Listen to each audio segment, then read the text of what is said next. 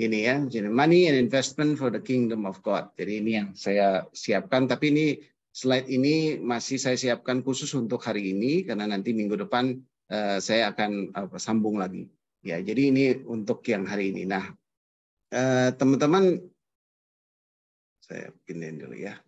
Nah, outline-nya kira-kira gini, tiga warna menjadi 3 kali pertemuan. Session 1, 1, 2, ini outline, mohon maaf, ini outline yang saya sebenarnya buat untuk capstone project saya di Regent College nanti, gitu ya, karena memang di project yang diminta sebagai mahasiswa, saya lagi belajar leadership and theology and society di Regent College Kanada, dan nanti diminta membuat semacam capstone project atau project aplikasi lah ya dari apa yang sudah kami pelajari, dan saya sangat tertarik untuk bicaranya tentang uang, secara khusus tentang uang. Jadi nanti kalau saya nanti akan bicara 6 sesi, tapi di sini dalam konteks ini saya cenderung akan baginya dalam 3. Jadi sesi 1, 2 nanti kita bahas di sepanjang hari ini. Walaupun nanti pembahasannya unfortunately nggak bisa selengkap nanti apa yang nanti akan saya tuliskan di dalam project, tapi nanti kita bisa lembaran besaran dan nanti kita bisa tetap diskusi mengenai hal-hal seperti itu.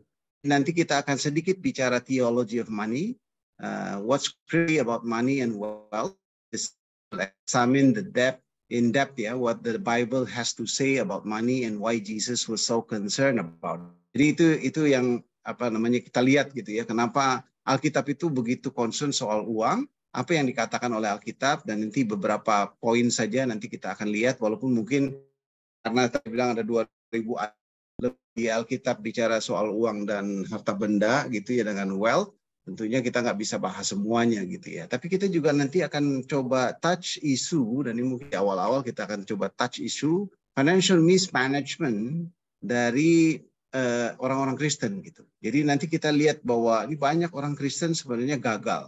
Nanti saya juga akan cerita kegagalan saya dalam ini ya, kerugian yang saya juga alami ketika saya bicara tentang uang, of money, dan juga management of investment. Jadi kita lihat kegagalannya di mana, root cause-nya di mana, nanti kita akan banyak diskusi soal ini. Dan ini mungkin kita akan in-depth diskusi di sepanjang hari ini. Nah, minggu depan kita akan bicara tentang the importance of financial education.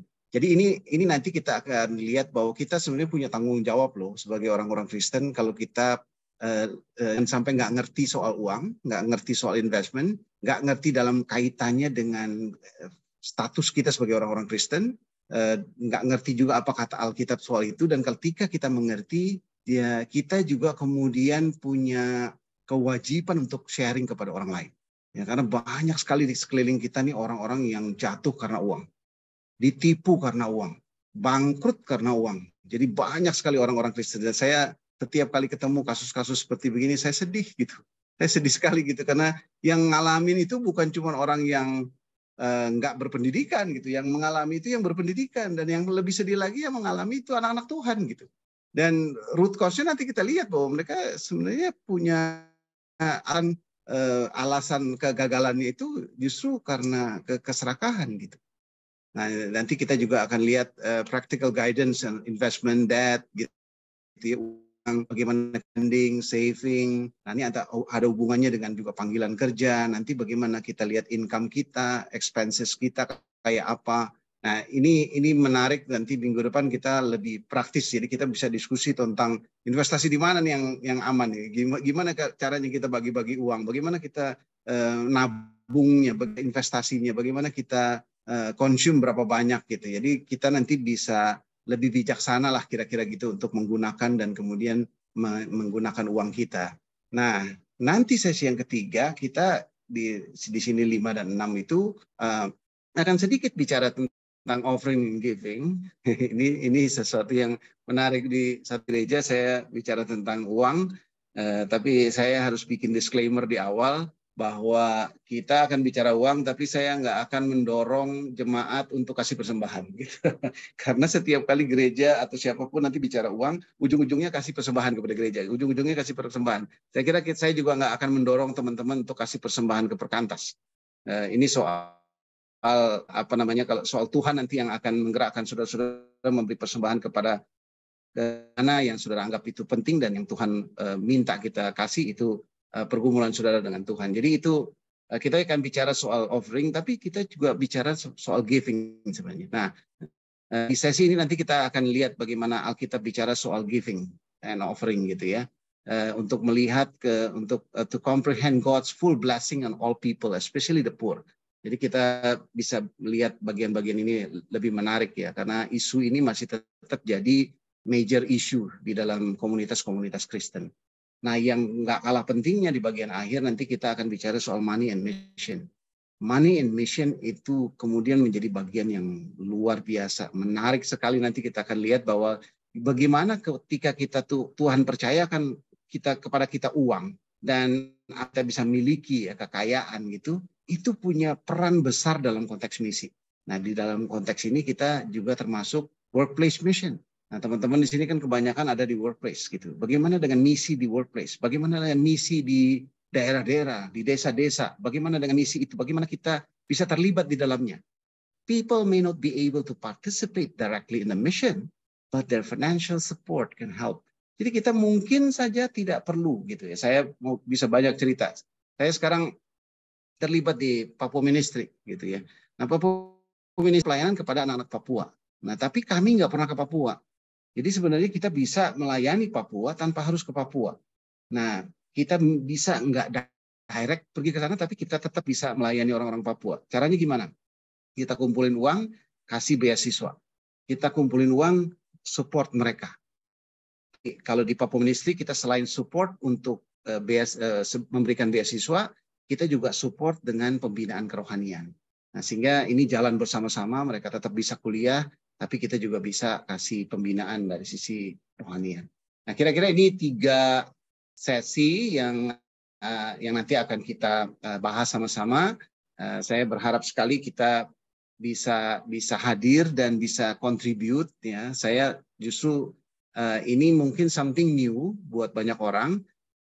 Mungkin ada orang lain juga yang sharing-sharing tentang hal-hal seperti ini, tapi buat saya ini juga sesuatu yang baru, sehingga ketika alumni berdiskusi tentang ini, kita akan dengar banyak masukan-masukan dan kita akan bisa saling melengkapi, sehingga bahan-bahan ini makin lama akan makin sempurna, makin bagus, makin bisa menolong lebih banyak lagi alumni supaya mereka tidak jatuh dalam hal yang paling penting ini, yang menurut Alkitab sangat-sangat penting, sehingga highlight-nya memang ada 2.000 ayat lebih bicara tentang money gitu ya.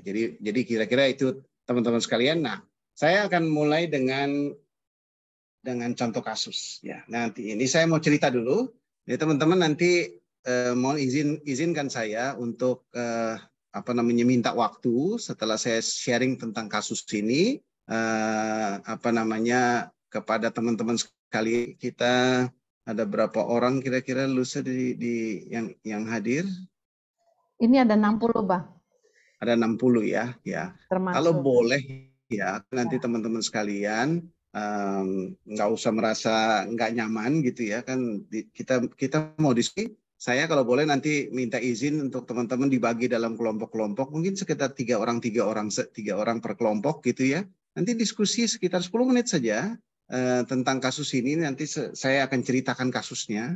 Dan saya ingin teman-teman menganalisa ini. Gitu, menganalisanya terserah mau dari sisi yang mana gitu ya, tapi kita coba ini real case, bukan kasus yang saya ada-adain gitu ya, tapi real case. Mungkin ada yang tahu juga kasus ini, saya nggak tahu, tapi saya nggak tercenderung untuk merahasiakan orangnya siapa dan tidak cerita tentang ini, tapi ini case-nya yang saya mau angkat. Jadi nggak usah habis ini cari-cari tahu nih siapa orangnya gitu kan, tapi nggak perlu seperti itu, tapi kita lihat case-nya. Jadi begini. Ya, ada seorang dokter Kristen, ya, dokternya orang Kristen, dokter Kristen yang baik, yang sukses, dia bagus banget, banyak pasiennya dan dia disukai, dia dokter yang baik. Kalau dokter di Indonesia kalau udah baik gitu, banyak pasiennya suka gitu ya, nyaman gitu, dan dia pasti banyak pasiennya dan kaya raya. Dokter yang spesialis, sukses, kaya, juga baik. Saya kenal pribadi, yang baik. Dan dia juga saya tahu dia terlibat dalam pelayanan dan sebagai kelompok. Jadi di Kristen, dokter Kristen yang yang ideal lah gitu ya. Ini kalau masih muda belum ada pacar ini pasti nih dikejar-kejar orang lah. Ini pasti sangat apa sangat apa namanya wah di inilah diminati bener lah gitu ya. Ini seorang dokter ini ya dia seorang pria jadi wah pasti wanita tergila-gila kalau dia belum menikah tapi dia udah menikah. Dia udah menikah dan udah cukup senior gitu kan. Seorang dokter Kristen yang sukses. Tapi kemudian dia sama istrinya ya teman-teman sekalian terlibat dalam satu investasi. Nah, saya nggak tahu kenapa seorang dokter Kristen yang sudah sukses, duitnya banyak, rumahnya bagus, pelayanannya bagus, everything is okay, tapi kemudian dia terlibat dalam satu investasi. Nah, di Indonesia banyak sekali investasi yang sepertinya sangat menggiurkan. Jadi kalau Anda punya uang banyak, uang Anda akan makin banyak. Kalau Anda investasi gitu, itu bunganya bisa berapa persen, bisa 10% per bulan, misalnya seperti gitu, atau mungkin lebih dari itu, bisa makin kaya raya sampai apa namanya luar biasa gitu. Tapi ternyata dia sama istrinya invest di bidang ini dan invest kemudian invite teman-temannya untuk ikut juga seperti ini. Dia yang invite gitu kan. Dan ternyata investasinya bodong, investasinya fraud, investasinya nggak ada gitu karena dia dibohongi, dia ketipu dan dia merugikan banyak orang. Nah, karena dia merugikan banyak orang dan karena dia memang orang yang baik, dia mau ganti semua uang-uang yang ketipu karena dia. Dia mau ganti. Akhirnya dia cari ya uang, ya, Chester uang untuk bisa menggantikan uang-uang teman-temannya yang dia. Tapi entah kenapa ini saya juga nih story short gitu karena apa namanya mungkin waktu kembalinya nggak sesuai, mungkin nggak happy. Sang investor ini kemudian mengadukan dia ke polisi. Akhirnya dia bersama istrinya ditahan polisi, masuk penjara. Dan ini sad story, sangat sad gitu ya ketika dia adalah sebenarnya orang Kristen yang baik dan suci. Dan ketika dia masuk penjara, ternyata dia kebetulan punya penyakit yang ketika mungkin karena stres dan saya memang mungkinnya karena saya nggak tahu persis ceritanya, that's why we need to discuss. Jadi dia stres, akhirnya dia sang suami sang dokter ini meninggal di penjara. Dia meninggal di penjara. Dan ya kasus ini jadi berakhir dengan sangat menyedihkan. Nah, setelah mendengar kasus ini teman-teman sekalian, saya ingin sekali ya kita bagi dalam ya satu kelompok 3 orang gitu. Dan teman-teman bisa coba analisa saja. Apa dari sisi mana aja terserah gitu. Dari sisi yang berbeda-beda, kenapa ini sampai terjadi? Apa sebenarnya yang terjadi dengan orang Kristen yang sebenarnya sudah cukup ini tapi kemudian bisa terlibat dan kemudian dia jatuh dalam jurang yang begitu dalam yang membuatnya dia hancuran. Sebelum meninggal dia rencana menjual rumahnya, menjual apapun untuk kemudian mengembalikan utang-utang. Tapi mungkin tekanan itu begitu berat sehingga dia secara fisik juga nggak bagus. Tuhan panggil dia pulang gitu terlebih dahulu. What happened? What happened? Bagaimana analisa sementara saudara melihat kasus ini? Ini sebelum kita masuk ke materi dan saya rindu sekali kalau teman-teman bisa ya chat aja nanti nggak ada diskusi yang salah gitu, nggak ada diskusi yang salah. Ini kita sekedar diskusi. Kita jadikan kasus ini sebagai satu pelajaran yang berharga nanti buat kita. Jadi kalau boleh minta tolong Lusa untuk dan teman-teman untuk bisa membagi dalam kelompok. No hard feeling teman-teman jadi ikut saja kalau nggak mau ngomong apa-apa, tapi kalau mau share pendapatnya di dalam kelompok silahkan. Kita bagi dan nanti 10 menit nanti otomatis kembali ke room. Silakan.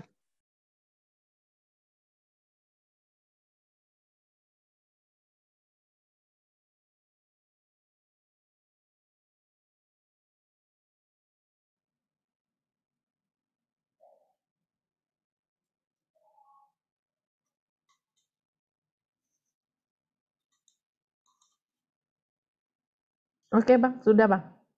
Udah ya. Oke. Ya. Ya, kalau yang masih buka kameranya nggak apa-apa, dibuka aja biar saya bisa lihat-lihat ini. Ya, teman-teman sekalian terima kasih. Jadi ini diskusinya saya kira sangat lebar gitu. Semoga that might be interesting. Saya bisa dengar ada yang mau volunteer sampaikan 1-2 poin secara langsung. Secara langsung silakan. Ada yang mau volunteer? Ada yang mau volunteer? Siapa yang kira-kira tadi apa diskusinya gitu? Singkat saja mungkin 1-2 menit apa yang oke, Pak Garsianipar silakan. Ya, makasih Bang. Ya tadi dengan senior saya. Ya jadi tadi kan nggak dari satu rekan kami kakak tadi bilang bahwa sah aja berinvestasi gitu. Terus tadi kesimpulan kita tadi karena Bang Peter Yakob tuh belum membukakan ini yang trading atau robot atau apa jenisnya, sepertinya sang dokter ini jadi influencer jadi kan karena dia punya pengaruh mengajak orang ke pihak ketiga yang dia tidak tahu cara kerjanya. Nah kebetulan tadi saya sharing di kantor saya banyak yang kena yang robot puluhan juta dan teman-teman saya semua itu hampir setengah lusin kena. Jadi mereka tergiur dengan return robot yang otomatis 30% dan seterusnya, trennya bagus. Nah itu kan mereka bertumpu pada pihak ketiga yang tidak tahu cara kerjanya, yang penting untung gitu. Memang di awal-awal teman saya generasi pertama untuk terus. Nah setelah itu ngajak teman-teman berikutnya habis semua. Jadi memang saya tidak tahu tadi jenis investasinya dari sang dokter, tapi berbahaya kalau kita ikut bisnis yang tidak tahu cara kerjanya dan kita memengaruhi orang lain untuk ikut, bisa kena pidana karena influencer. Itu aja Bang, makasih. Ya, Bung Pagar, terima kasih banyak. Itu tadi satu poinnya, bahaya sekali kalau investasi tapi kita nggak ngerti apa yang kita investasikan. Dan itu that is very true gitu ya. Jadi kita lihat seperti itu. Dari sisi investasinya nggak ngerti, tapi yang penting lihat bunganya tinggi, returnnya bagus, masuk di situ. Bahkan ngajak-ngajak orang gitu ya. Oke, ada yang lain? Dari sisi yang lain silakan. Arwinto silakan. Halo kakak semua. Kalau dari kelompok kami tadi berusaha melihat bukan dari mekanisme investasinya atau dari apa kejatuhannya atau fallnya. Kita ingin melihat sebenarnya privasi dokter ini apa ya. Sehingga pengen banget memiliki apa kejayaan atau kekayaan atau kehormatan yang lain. Padahal Tuhan sudah berikan jabatan atau pekerjaan yang sangat hebat untuk bisa melayani orang lain dan itu juga sudah sangat menjanjikan kan dari sisi keuangan. Jadi kami masih bertanya-tanya dokter ini dan istrinya memiliki motivasi apa sih harus memperkaya dirinya berlipat-lipat gitu. Oke, jadi yang dipertanyakan itu soal motivasinya ya. Jadi motivasi itu menjadi ya, penting ya. Kenapa ya dia mau gitu ya. Tapi kita mungkin juga bisa jawab, siapa sih yang nggak mau lebih kaya gitu kan. Bahkan hamba Tuhan juga, waduh, pengen kaya gitu, bahkan orang yang kerjanya melayani Tuhan, ya mungkin dia pikir, wah, makin banyak uang, makin bisa dukung pelayanan, bisa juga kayak gitu kan. Jadi ya mungkin saja motivasinya bisa sangat beragam dan nanti kita bisa diskusi lebih dalam, bisa saja motivasi itu nggak salah gitu, tapi macam-macam gitu ya isunya. Ika, tadi saya lihat raise hand. Iya Bang, Yap, izin. silakan. Ya, kalau tadi diskusinya, tadi ada poin bagusnya suami istri ini sepakat. Jadi memang harus sepakat dulu nih kalau mau berinvestasi gitu ya. Tapi sayangnya tadi tujuan dia berinvestasi itu apa, sehingga itu yang membuat dia tidak menjaga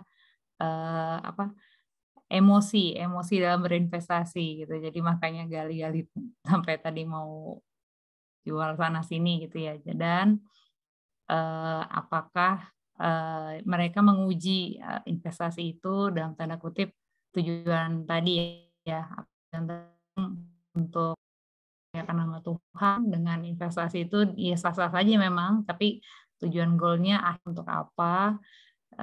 Karena tidak menguji jadi bablas nih, mungkin tidak mencari tahu dan tidak memanajemen keuangan tersebut sih.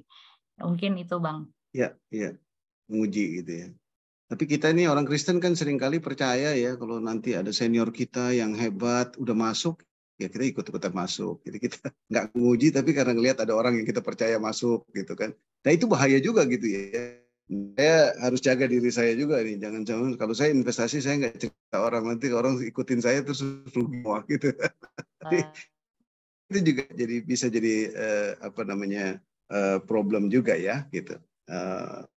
Bentar ini ada yang oke. Nah, jadi begitu teman-teman sekalian, isu yang memang berkembang dari sisi keuangan, kasus-kasus ini bisa banyak sekali. Itu hanya cuma satu kasus yang saya share, tapi saya yakin lah kayak tadi Pak Garsianipar cerita di kantornya banyak yang kan trading gitu kan, di sekeliling saya juga banyak gitu kan. Jadi kena rabut trading itu sebenarnya itu yang tadi saya bilang, ini mungkin ikut-ikutan karena yang lain juga udah ikut dan semua yang lain udah untung gitu.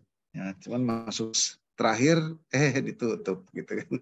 Jadi itu ya kasusnya seperti itu. Tapi kalau seandainya pun nggak ditutup, bagaimana sebagai orang kita melihat ini seperti begitu? Nah, saya harus jujur mengatakan bahwa saya juga terlibat dalam banyak investasi. Jadi ada juga investasi-investasi yang saya rugi gitu. Nah, ada banyak hal juga yang boleh dibilang kita jadi gagal. Sehingga setiap kali ada investasi seperti itu saya harus tanya sama Tuhan nih. Ini Tuhan mau saya investasikan uang apa enggak gitu. Dan itu menjadi menarik kan. Apalagi nanti kalau kita makin belajar bahwa uang yang ada sama kita itu uang Tuhan. Jadi ketika kita mau investasikan, kita betul-betul harus istilahnya tanya Tuhan dong, Tuhan yang punya uang ini. Apakah kita boleh investasikan sampai dia begitu kan kalau dalam investasi itu ada namanya high risk high return gitu kan. Apakah kita akan meng-high risk-kan uang Tuhan ini untuk mendapatkan high return? Nah, itu mungkin itu jadi pertanyaan yang menarik sebagai anak-anak Tuhan ya.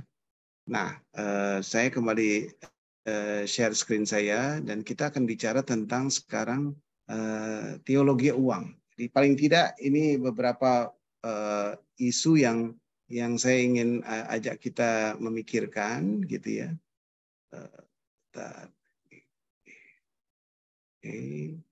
Satu-satu lah ya kita lihat bagian ini. Ya, kita lihat satu-satu gitu ya. Jadi kalau kita bicara teologi uang, gitu, yang pertama-tama kita bisa baca Mazmur 24 ayat 1, Ulangan 10 ayat 12 yang mengatakan bahwa seluruhnya isi dunia ini milik Tuhan. Jadi including our wealth, our life gitu juga sebenarnya itu milik Tuhan. Jadi wealth belongs to God. Jadi itu kita perlu samakan persepsi dulu nih. Jadi ini penting sekali. Nah, ada satu pengalaman ya, ada cerita dalam satu buku, dia cerita tentang pengalaman John Wesley dan John Calvin. Nah, John Wesley itu pengalamannya lucu. Dia bilang satu kali rumahnya John Wesley kebakaran. Dan orang-orang teriak, Mr. Wesley, rumahnya kebakaran. Rumahnya kebakaran gitu kan. Jadi John Wesley dengan tenang bilang, oh oke, itu bukan rumah saya, itu rumah Tuhan. Sehingga kalau itu kebakar berarti satu tanggung jawab saya berkurang. Nah ini unik nih cara John Wesley menanggapi bagian itu ya. Jadi rumahnya kebakar, dia bilang rumahnya bukan rumah dia tapi rumahnya Tuhan. Sehingga kalau rumah itu kebakar, tanggung jawab dia berkurang satu. Gitu kan. Itu cara John Wesley menjawab. Nah pengalaman John Calvin lain lagi. John Calvin ini orang kaya, duitnya banyak, rumahnya banyak. Sehingga dia mulai memikirkan bahwa rumahnya ini mau kemudian dia mau bangun villa di satu tempat. Dia mau bangun rumah yang lain, dia mau beli tanah untuk pertanian, dia mau alokasikan uangnya, dia mau investasikan uangnya. Lalu kemudian ketika dia sudah bergumul dengan itu, mendoakannya, tapi Tuhan mengarahkan dia untuk mulai menginvestasikan hartanya itu untuk mendukung misi penginjilan. Jadi rumah yang tadinya dia mau beli untuk dia beli villa, kemudian dia alihkan untuk mendukung satu misi di satu tempat. Dan jadi begitulah kemudian dia mengalokasikan miliknya, dan ketika dia ditanya orang kenapa dia jual untuk kemudian mendukung penginjilan atau misinya, jawabannya oh ini bukan uang saya, ini uang Tuhan. Nah, saya tidak sedang mendorong saudara kemudian uang kasih semua kepada misi penginjilan, bukan itu tujuannya. Tapi ketika orang mengerti bahwa harta itu milik Tuhan, ketika dia mengerti wealth belongs to God, maka dia punya banyak sekali alternatif yang Tuhan bisa arahkan dia untuk lakukan gitu ya. Jadi itu menjadi sangat menarik ketika kita bicara teologi uang gitu ya. Nah, yang kedua, ini komputernya agak lama. Oke. Nah, ini kita mau bicara wealth business. Kenapa ini menjadi penting? Gimana caranya menjadi orang tetap benar ketika kita kaya raya? Jadi kalau jadi orang Kristen tuh memang paling gampang jadi orang miskin. Jadi orang miskin dosanya pun sedikit itu, karena godaannya nggak banyak gitu kan. Godaannya nggak banyak, walaupun banyak juga orang miskin yang banyak dosanya gitu ya. Tapi ketika menjadi orang kaya, godaannya jadi lebih banyak. Sehingga kemudian diskusi kita kalau kita bicara teologi uang adalah bagaimana kita menjadi benar, tetap benar ketika kita kaya raya. Dan itu not easy. Nah, kita bisa belajar dari 3 tokoh misalnya di Alkitab. Abraham, Ayub, sama Salomo. Abraham, dia tinggal di Ur Kasdim, dia kaya raya, tapi Tuhan tiba-tiba bilang pergi. Nah, dia pergi sebanyak-banyak yang bisa dia bawa untuk pergi dari kampungnya itu, dia nggak bisa bawa banyak. Itu pun sebenarnya dia masih bisa bawa lumayan banyak. Tapi yang menarik adalah ketika Abraham diperintahkan oleh Tuhan untuk pergi, dia pergi walaupun dia nggak tahu dia harus pergi kemana. Dan dia pergi dalam satu perjalanan sehingga dia nggak bisa bawa seluruh hartanya. Dan buat dia, kalau Tuhan perintahkan, dia pergi walaupun dia harus tinggalkan harta benda yang banyak itu. Jadi itu pengalaman Abraham kalau kita bicara soal righteousness. Di mata Tuhan Abraham benar. Dia orang beriman. Dia benar kenapa? Karena dia pergi walaupun dia nggak tahu dia harus pergi kemana. Dan dia meninggalkan kekayaan yang banyak sekali di belakang sana. Dan itu kita bisa lihat di Alkitab bahwa Abraham walaupun dia kaya raya tapi dia benar di hadapan Tuhan. Masih ingat ketika Abraham dan Lot kemudian harus memilih tanah. Gitu kan. Jadi Abraham dan Lot, sebenarnya Abraham kan pamannya gitu ya, dia lebih senior. Harusnya Abraham punya hak untuk milih duluan tanah mana yang dia mau pilih. Tapi dia nggak penting rasanya untuk kemudian memilih harta itu. Buat dia apa yang menyenangkan hati Tuhan lebih penting. Sehingga dia bahkan menyuruh Lot, kamu aja pilih duluan. Nanti kalau kamu pilih kiri, aku ambil kanan.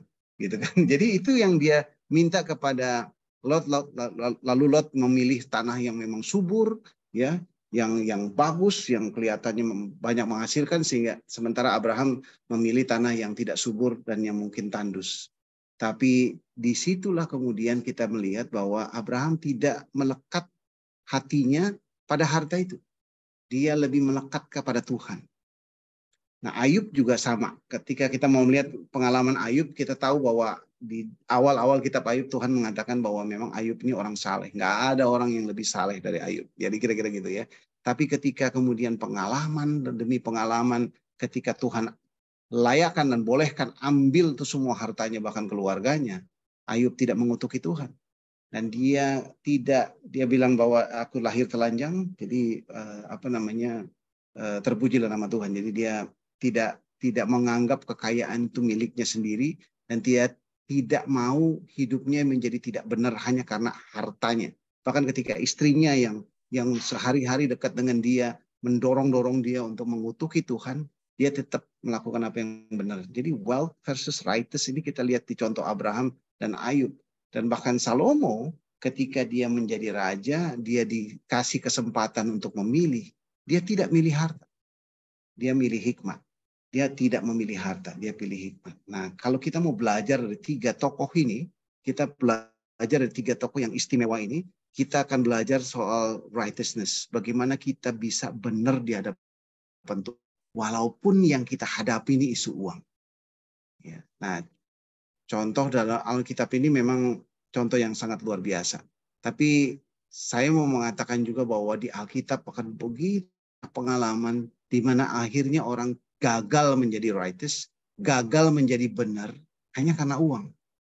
Masih ingat orang muda yang kaya yang bertanya kepada Tuhan Yesus bagaimana caranya masuk kerajaan surga? Yang akhirnya dia pergi dengan sedih. Karena apa? Karena hartanya banyak. Jadi ada banyak ya. Kalau saya mau mengatakan bahwa kalau kita bicara uang itu ada hubungannya loh dengan keselamatan. Yang tadi kasus tentang orang kaya yang pergi dengan sedih karena hartanya banyak, ya kita boleh bilang bahwa dia tidak memilih itu. Dia tidak kemudian sampai kepada status diselamatkan hanya karena hartanya banyak. Wow, saya kadang-kadang pikir ini menakutkan sekali ya. Jangan-jangan karena harta yang banyak orang jadi tidak selamat. Jangan-jangan karena harta yang banyak orang jadi tidak bisa melihat kebenaran itu. Wah, itu sangat-sangat menakutkan. Masih ingat juga Sakeus ketika Tuhan Yesus bilang, aku mau menumpang di rumahmu. Dan Sakeus langsung bilang, apa? Setengah dari hartaku akan kubagikan kepada orang miskin. Dan kalau ada yang aku rugikan, aku akan ganti 4 kali lipat. Dan menarik ketika Sakeus ngomongnya soal uang, kalau Sakeus fokus soal uang, setengah hartaku akan kuberikan, 4 kali akan kuganti kalau ada yang kurugikan. Tuhan Yesus bilang apa? Hari ini telah terjadi keselamatan di rumah ini. Wah, luar biasa. Saya ketika baca bagian itu, saya lihat memang benar ya. Orang kalau benar, orang benar itu, orang yang cinta Tuhan itu, orang yang menemukan kebenaran itu, dia nggak akan sayang sama uangnya. Caranya dia membelanjakan uangnya akan kelihatan ketika hidupnya benar. Ketika dia benar di hadapan Tuhan. Saya harus mau mengatakan kepada teman-teman alumni ketika kamu dipercaya Tuhan punya uang banyak. Again, remember, the wealth belongs to God. Tapi hatimu yang benar, hatimu yang berlekat kepada Tuhan akan menentukan mau dibelanjakan apa, mau diapakan uang itu. Dan itu menarik sekali. Pengalaman Sakeus itu membuat hati saya seringkali bergetar ketika Sakeus berkata, setengah dari hartaku akan kuberikan kepada orang miskin. Dan kalau ada yang aku rugikan, aku ganti 4 kali lipat. Tuhan Yesus mengatakan, hari ini terjadi keselamatan. Wah, luar biasa ya. Jadi keselamatan itu semacam tandanya yang Tuhan lihat itu adalah ketika Sakeus tahu bagaimana menggunakan uangnya dengan baik dan bijak. Nah, nanti di slide berikutnya saya ada satu slide lagi khusus untuk helping the poor. Tapi kita punya mandat. Kalau kita baca baik-baik Matius 25, ya, ini kembali lagi teologi uang. Apa yang kamu lakukan kepada salah satu dari mereka yang hina ini, kamu melakukannya untuk aku. Dan apa yang kita lakukan itu bisa macam-macam. Kita bisa memberi makan, kita bisa menolong orang, kita bisa mengunjungi orang-orang sakit, orang-orang yang di penjara, kita bisa memberitakan kabar baik, kita bisa menolong orang-orang miskin secara khusus, helping the poor, itu mandat kita. Dan itu menjadi sangat istimewa. Itu kalau kita punya uang, teman-teman sekalian, that is not our money. Jadi hal-hal ini menjadi bagi saya tidak kemudian mau paksa kita ya, bahwa kalau kamu punya uang beri gitu ya, bukan dalam konteks seperti itu saja, tapi kita akan lihat bagaimana kemudian Tuhan menolong kita. Saya selalu percaya kalau Tuhan kasih saya uang lebih, saya tahu tuh ada yang saya harus beri, harus saya bagi. Saya tahu bahwa itu bukan untuk saya nikmati, apalagi dalam hidup yang penuh dengan kemewahan dan seterusnya. Saya tahu uang itu pasti dimaksudkan untuk hal-hal yang Tuhan ingin kerjakan. Nah, Jacques Ellul kemudian melihat isu ini. The problem of money itu sebenarnya the problem of love. Who do you love? What do you love? Itu kemudian akan sangat menentukan bagaimana kemudian kita bicara soal uang.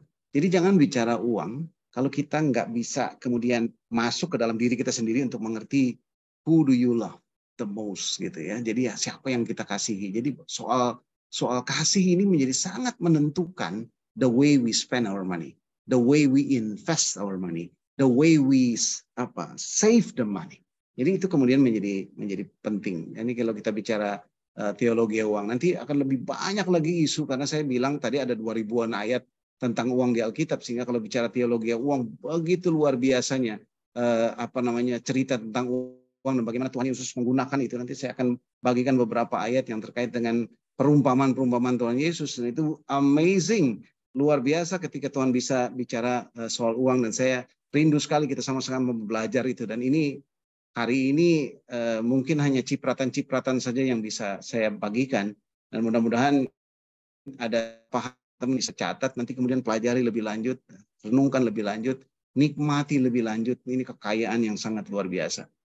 Waktu saya studi di Kanada, bertemu dengan seorang teman Indonesia di sana, satu kalimat yang dia katakan kepada saya, dia seorang businessman, tapi dia juga studi di Regent College, di Master of Arts in Leadership, Theology and Society yang saya ambil juga.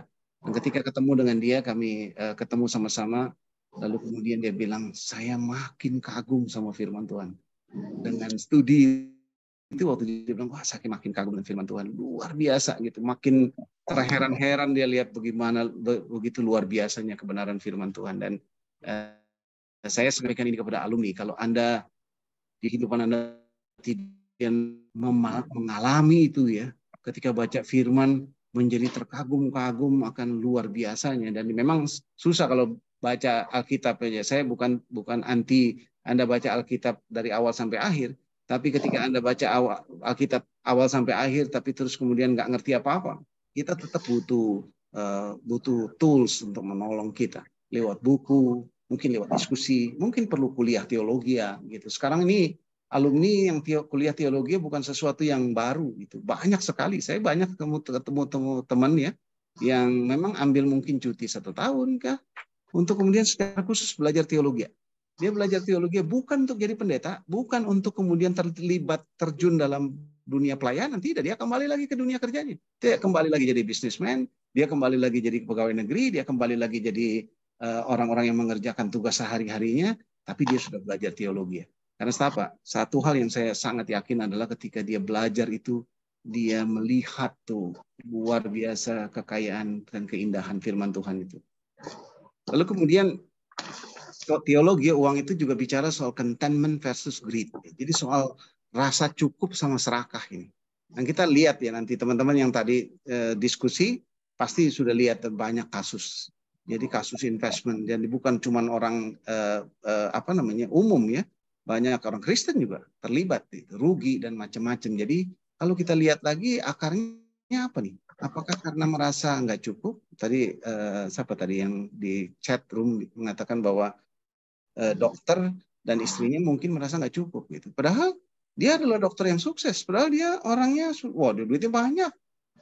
Kalau dokter itu, dokter spesialis, kalau satu hari bisa dapat 20-50 pasien, wow itu nggak kira-kira duitnya itu. Udah banyak sekali, dan dia pasti kaya raya gitu. Dan tapi tetap aja, kenapa ya? Kenapa kemudian dia pusingkan dirinya dengan berinvestasi itu pusing loh teman-teman sekalian ya. Saya juga investasi dan saya kalau lagi bergejolak ekonomi ya pusing juga gitu karena investasinya kemudian jadi rugi gitu kan. Nah ini kalau kita mau masuk ke dalam dunia investasi ya kita siap-siap pusing juga. Tapi kalau udah cukup ngapain pakai pusing-pusing lagi sebenarnya. Jadi itu kasus-kasus yang kita lihat ya. Nah ini case study satu yang tadi kita udah diskusikan, a rich doctor who wanted to be richer. Nah tapi nanti ada kasus studi yang 2. Ini menarik nih. Ada a poor man who did not spend his money wisely.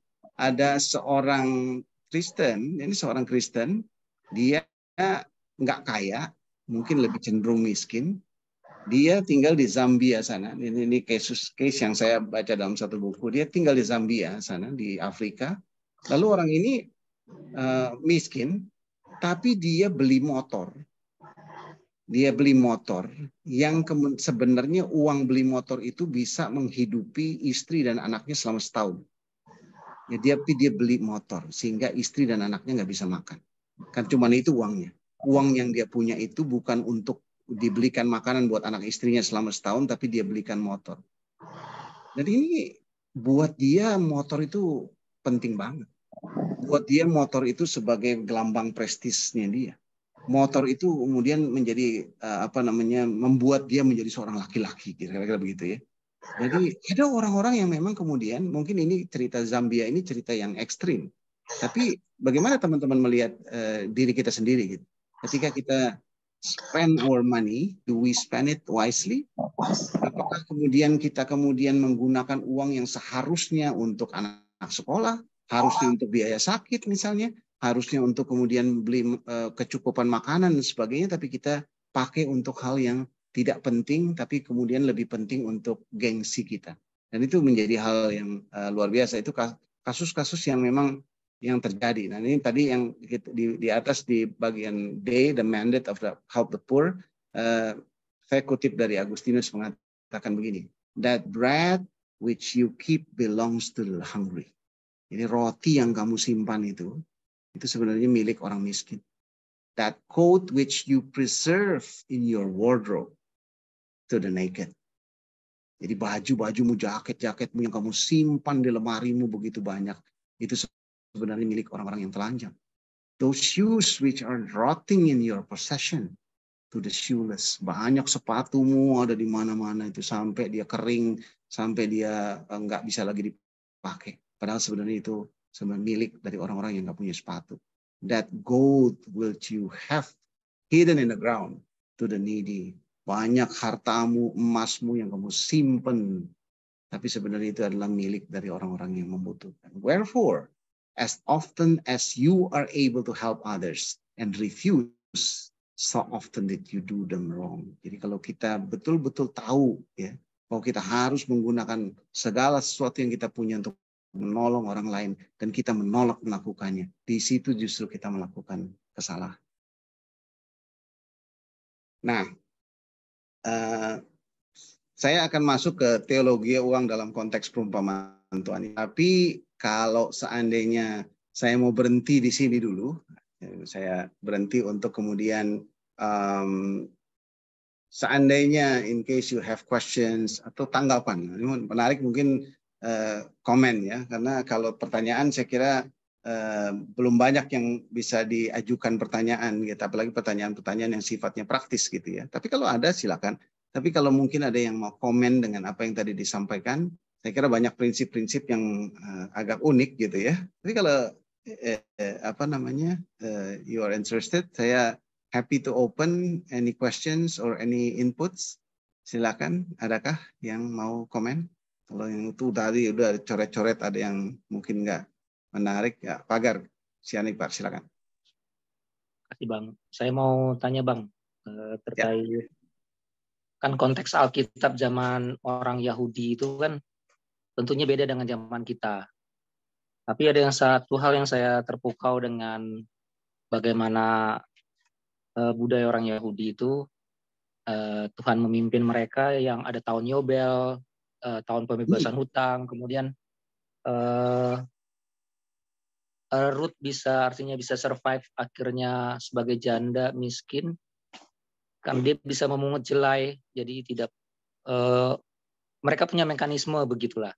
Apakah memang pola yang sama? Karena selain saya bekerja sebagai guru, kerja di insurance, asuransi, agen asuransi, apakah memang kan Tuhan punya sistem caranya sendiri untuk jaminan sosialnya. Saat ini kita punya BPJS gitu ya. Nah, bagaimana kita bisa, kan topik kita kan Bang ini Bang, hari ini uang dan investasi. Nah, investasi kan satu hal yang berbeda. Nah, untuk fondasi kita kuat. Nah, kemarin saya dapat training di kantor saya bahwa ibaratnya begini, kalau kita punya fondasi keuangan sehat, badan kita sehat, nah ciri fondasi uang kita sehat katanya di fondasi pertama kita harus punya 6 kali uang tunai untuk 6 bulan biaya hidup kita. Misalnya kalau 1 bulan kita 10 juta, anak istri gitu lah, misalnya sederhana lah kita buat 10 juta, berarti di cash uang tunainya tuh harus ada 60 juta. Itu fondasi pertama. Lalu naik ke level kedua gitu, bahwa fondasi keuangan kita sehat, kita harus punya Itu uang darurat tadi ya, 6 kali biaya hidup. Yang kedua asuransi, yang ketiga baru investasi, Bang. Jadi investasi itu lompat langsung ketiga kan. Nah di level yang kedua itu harus punya payung tadi, risk management.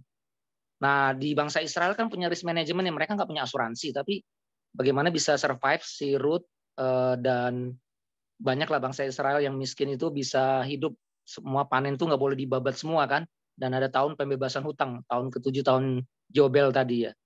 Nah, gimana Bang kita bisa mengambil nilai-nilai yang tentunya kita hidup di zaman yang berbeda, bukan lagi bangsa yang langsung dipimpin oleh Allah, tapi kita punya sistem demokrasi dan cara mengatur negara kita sendiri dan budaya sendiri gitu. Itu Bang. Ya. Makasih. Ya, ini makasih banyak Mas. Makasih banget ya. Saya suka dengan pertanyaan ini, dan kalau mau dijawab gitu, saya pikir itulah sebabnya kita bikin acara ini gitu. Salah satu yang saya rasa sangat penting gitu, supaya orang ngerti bahwa ketika dia dipercaya Tuhan punya uang, dia tahu apa yang harus dilakukan dengan uangnya. Dan kalau dia tidak punya uang banyak, gitu, dia juga tahu bagaimana memanfaatkan. Jadi kalau dalam konteks kita ya, saya dulu di Bank Indonesia, sekarang saya udah pensiun sih sebenarnya. Terus kemudian kita bicara soal keuangan, kita bicara tuh yang namanya financial inclusion, gitu kan? Financial inclusion itu sebenarnya adalah, atau kemudian sistem inclusion-nya itu dalam arti apa? Kita yang ngerti harus kemudian membuat orang lain yang nggak ngerti jadi ngerti. Itu kemudian menjadi sesuatu yang sangat penting, karena banyak orang apalagi di desa sana, di daerah-daerah, orang-orang yang miskin, mereka nggak ngerti bank, mereka nggak ngerti simpan uang. Saya barusan dengar cerita, kalau nggak salah di TV tadi bilang gitu, ada uang ditaruh di bawah kursi udah sekian lama, terus dimakan rayap gitu kan. Jadi, tapi tadi sepintas saja. Saya tadi kebetulan baru gunting rambut. Jadi waktu gunting rambut, tempat gunting rambutnya itu ada TV. Lalu dia cerita di TV itu bilang, ada ditemukan gitu, ada seorang berapa juta uangnya itu dimakan rayap gitu. Ya, bersyukur uang itu sebagian masih bisa ditukarkan. Jadi ada banyak orang nggak ngerti, illiterasinya tuh luar biasa. Apalagi zaman sekarang gitu ya. Kalau menurut saya ya, Pagar ya. Ini bukan soal kemudian kayak tahun Yobel atau Ruth. Jadi ceritanya mungkin prinsipnya sama, tapi ceritanya mungkin berbeda gitu.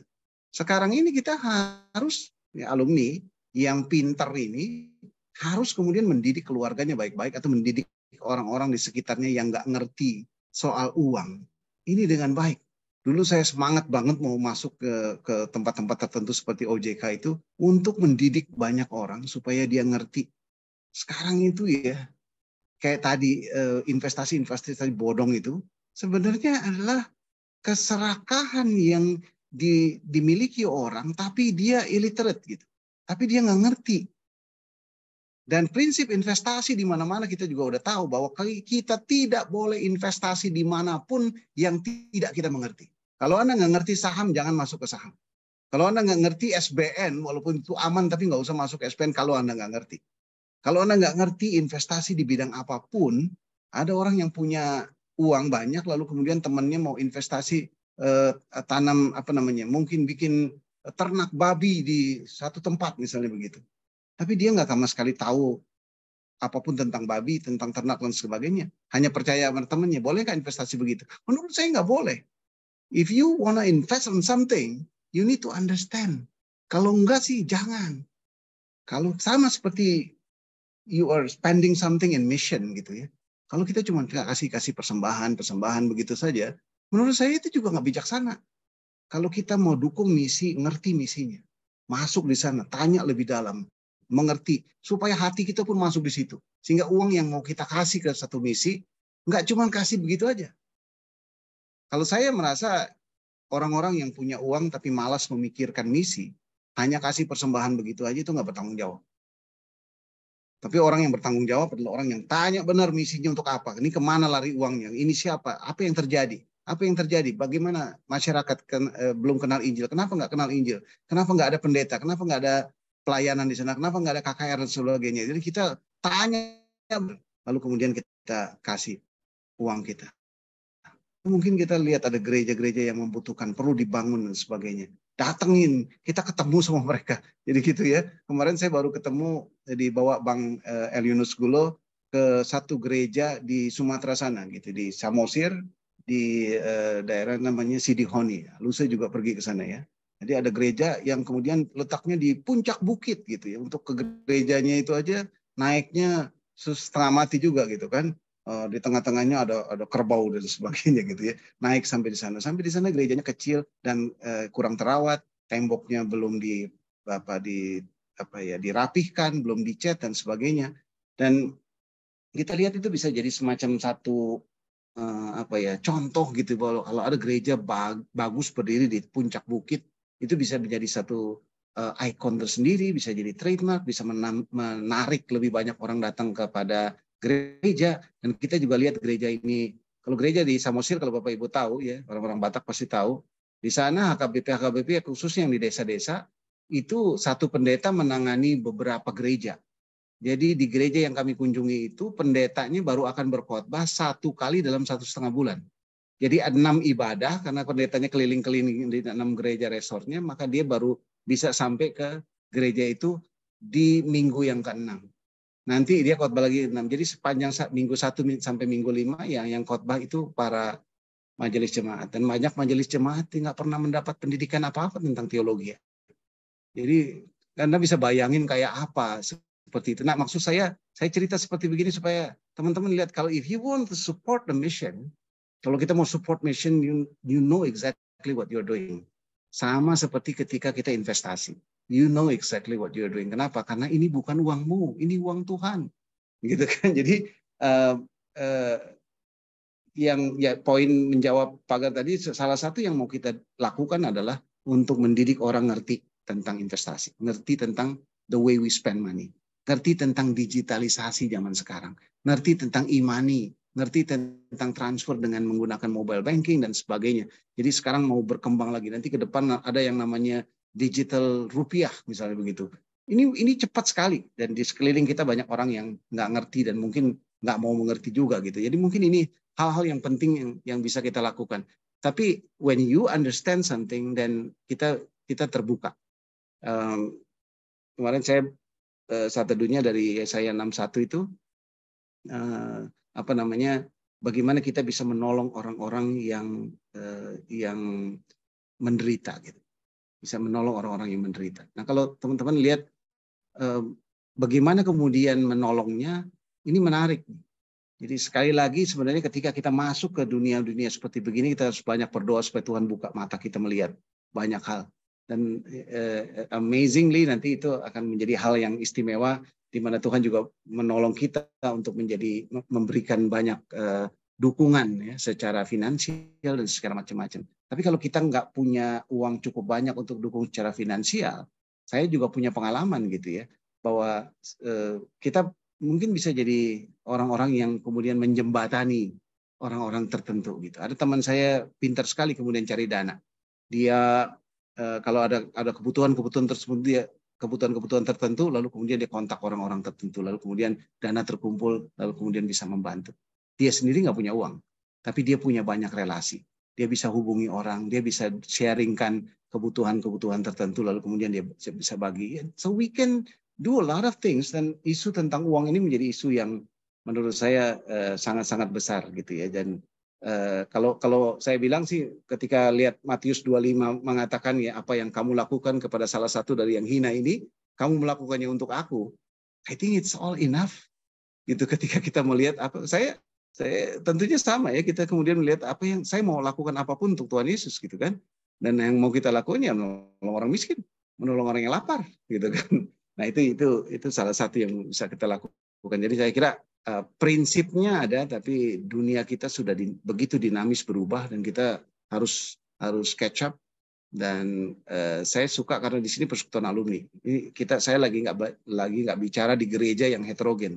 Gitu. Saya lagi bicara di kelompok alumni yang pinter-pinter. Dan kita harus makin pinter, makin masuk ke digitalisasi, dan kita harus mendidik banyak orang di sekeliling kita. Mungkin sementara gitu kali ya, Pak Gar ya, jawaban saya. Ada lagi yang mau komen? Oh, Pak Gara mungkin ada komen lain? Nggak, makasih Bang. Thank you.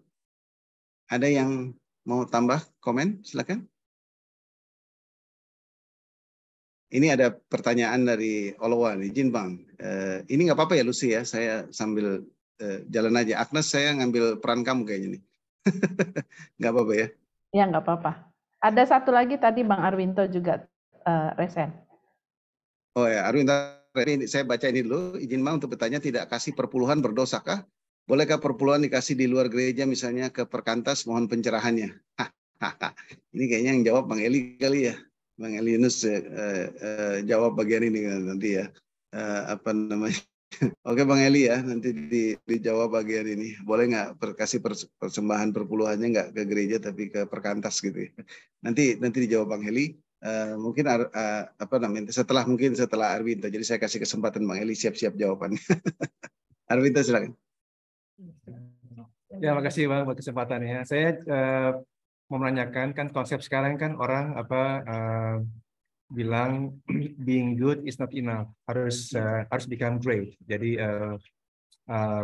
good is your biggest enemy, you have to be great. Padahal di Alkitab sendiri bilangnya misalnya contohnya I am a good shepherd, kan Tuhan adalah gembala yang baik.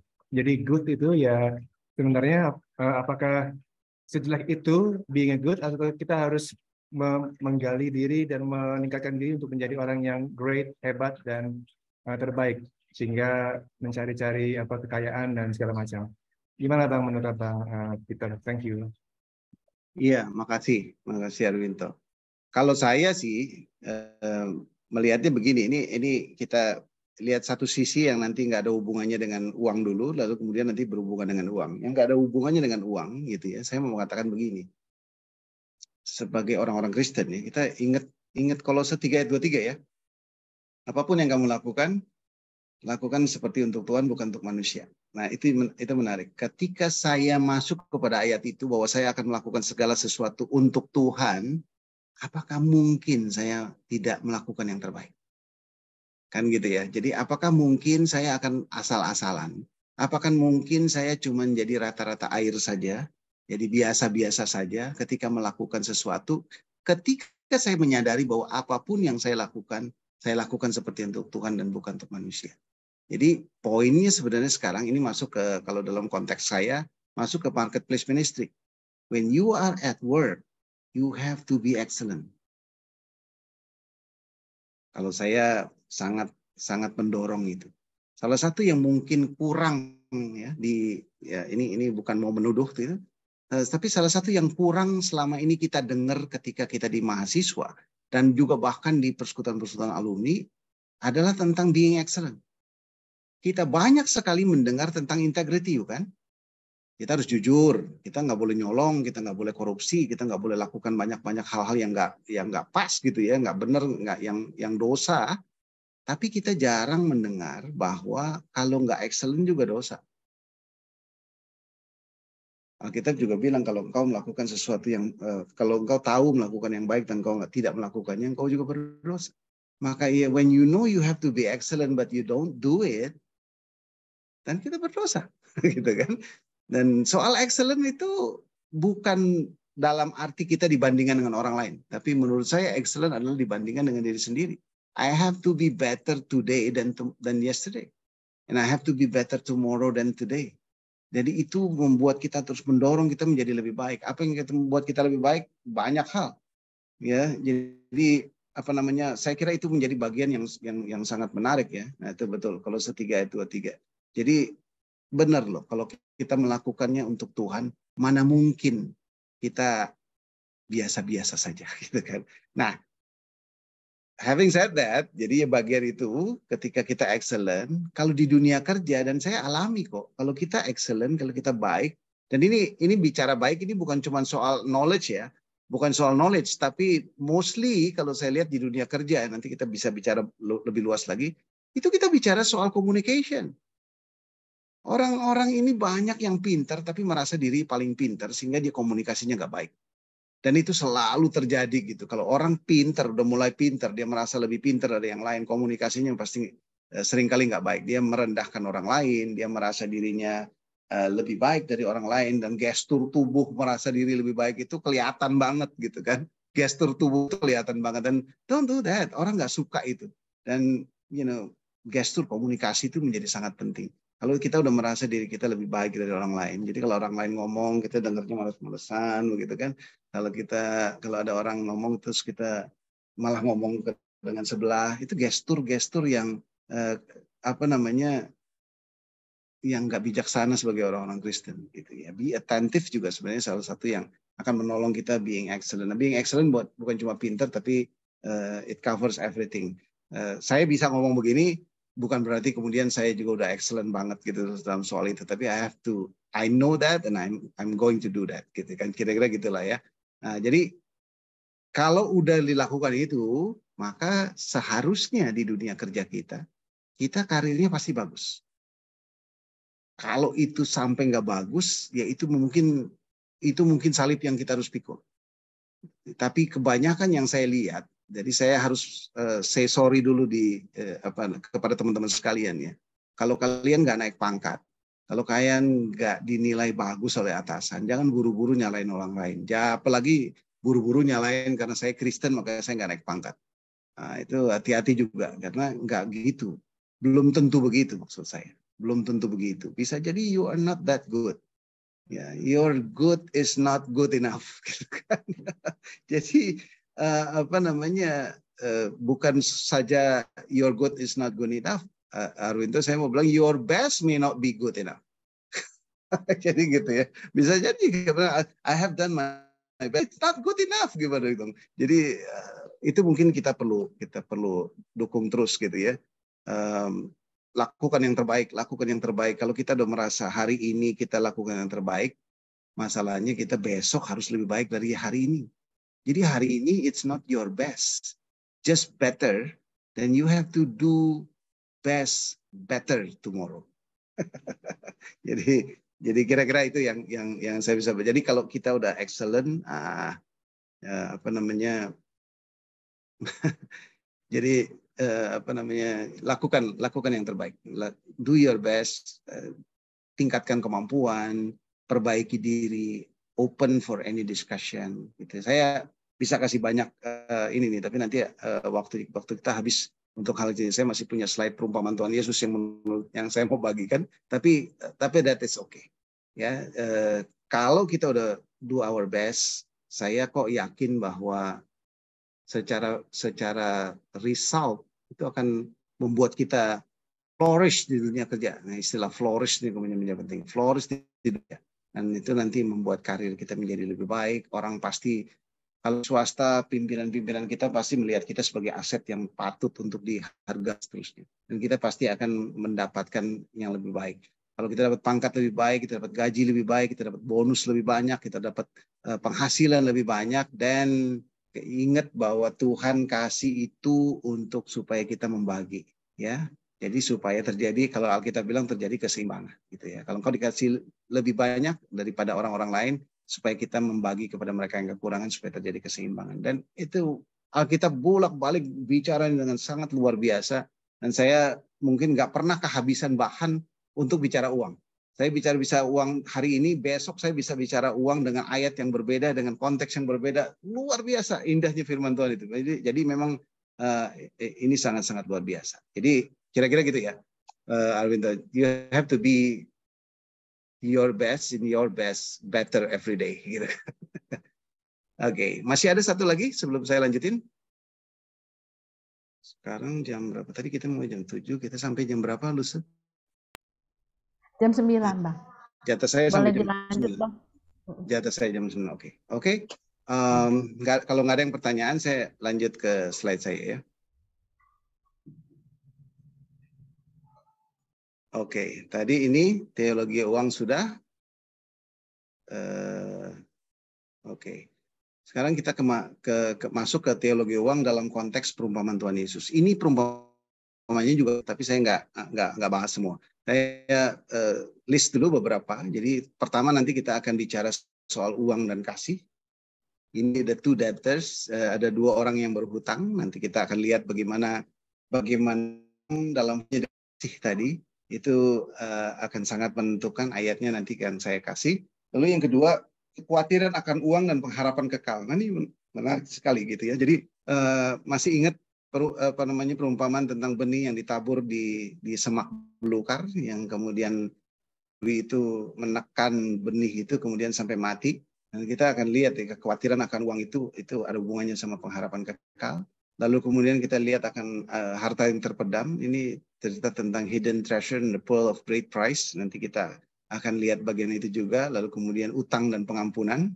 Jadi saya suka karena Tuhan Yesus itu ketika bikin perumpamaan banyak sekali menggunakan analogi-analogi atau menggunakan simbol-simbol uang. Jadi soal uang dan kasih, tentang kekhawatiran akan uang itu dalam hubungannya dengan pengharapan kekal. Ada yang bicara tentang harta terpendam. Harta terpendam itu ketika you know one thing, nanti kita lihat ayatnya ya, ada mutiara yang mahal, you sell everything untuk beli mutiara itu. Karena itu mahal banget. Lalu kemudian ada utang dalam konteks pengampunan. Ya, ada hamba yang enggak mau mengampuni. Jadi lihat ini dalam konteks ini Tuhan Yesus menggunakan ikon-ikon uang gitu, mengasihi sesama atau musuh. The Good Samaritan itu juga nanti hubungannya sama uang juga. Lalu kemudian kita bicara soal orang kaya yang bodoh atau orang kaya yang berdosa atau the rich fool, dan ada banyak lagi. Jadi saya akan coba mulai, ini ada 6 poin yang saya akan bahas sebelum nanti kita masuk ke tanya jawab lagi gitu ya. Nah, yang pertama nih, Lukas 7 ayat 40 sampai 50 sampai 50. Nah, kita lihat ini orang yang berutang ya. Lalu Yesus berkata kepadanya, Simon, ada yang hendak kukatakan kepadamu. Saud Simon, katakanlah guru. Ada 2 orang berhutang kepada seorang pelepas uang. Nah, pelepas uang ini money lenders, atau kalau di Indonesia ini mungkin namanya tengkulak kali gitu ya. Malah tengkulak. Tengkulak itu bahasanya agak negatif, tapi kalau Anda pergi ke desa-desa, seringkali tengkulak ini juru selamat nih buat para petani yang miskin gitu ya. Nah, kepada pelepas uang, yang seorang berutang 500 dinar, yang lain tuh 50. Jadi 500 sama 50. Karena mereka tidak sanggup membayar, maka yang menghapuskan hutang kedua orang ini. Siapakah di antara mereka yang akan terlebih mengasihi? Nah, soal mengasihi. Nah, Simon bilang, aku kira dia yang paling banyak dihapuskan hutangnya. Nah, kata Yesus kepadanya, betul pendapatmu itu. Dan sambil berpaling kepada perempuan itu, nah ini di bagian sebelumnya, ini ada seorang perempuan berdosa yang menyeka kaki Yesus dengan rambutnya lalu pakai minyak wangi. Gitu ya. Jadi nanti kalau lihat bagian ini, kita bisa buka Lukas pasal yang ke-7 ayat 40 gitu ya. Ini kita bisa lihat di situ Yesus diurapi oleh perempuan berdosa mulai ayat yang ke-36. Yaitu ada perempuan yang terkenal sebagai seorang berdosa, dan perempuan itu mendengar bahwa Yesus sedang makan di rumah orang Farisi, datanglah ia membawa sebuah buli-buli pualam berisi minyak wangi. Sambil menangis ia pergi ke belakang Yesus dekat kakinya, lalu membasahi kakinya dengan air matanya dan menyekanya dengan rambutnya. Kemudian ia mencium kakinya dan meminyakinya dengan minyak wangi itu. Nah, teman-teman lihat bagian itu, dia bilang lalu jawab ayat yang ke-44 di sini. Dan sambil berpaling kepada perempuan itu yang tadi saya baca, ia berkata kepada Simon, engkau lihat perempuan ini. Aku masuk ke rumahmu, namun engkau tidak memberikan aku air untuk membasuh kakiku. Tapi dia membasahi kakiku dengan air mata dan menyekanya dengan rambut. Engkau tidak mencium aku, tapi sejak aku masuk, ia tiada henti-hentinya mencium kakiku. Engkau tidak meminyaki kepalaku dengan minyak, tetapi dia meminyaki kakiku dengan minyak wangi. Sebab itu aku berkata kepadamu, dosanya yang banyak itu telah diampuni. Sebab ia telah banyak berbuat kasih. Tapi orang yang sedikit diampuni, sedikit juga ia berbuat kasih. Lalu ia berkata kepada perempuan itu, dosamu ampuni. Dan mereka yang duduk makan bersama dia berpikir dalam hati, ia ini. Sehingga ia mengampuni dosa.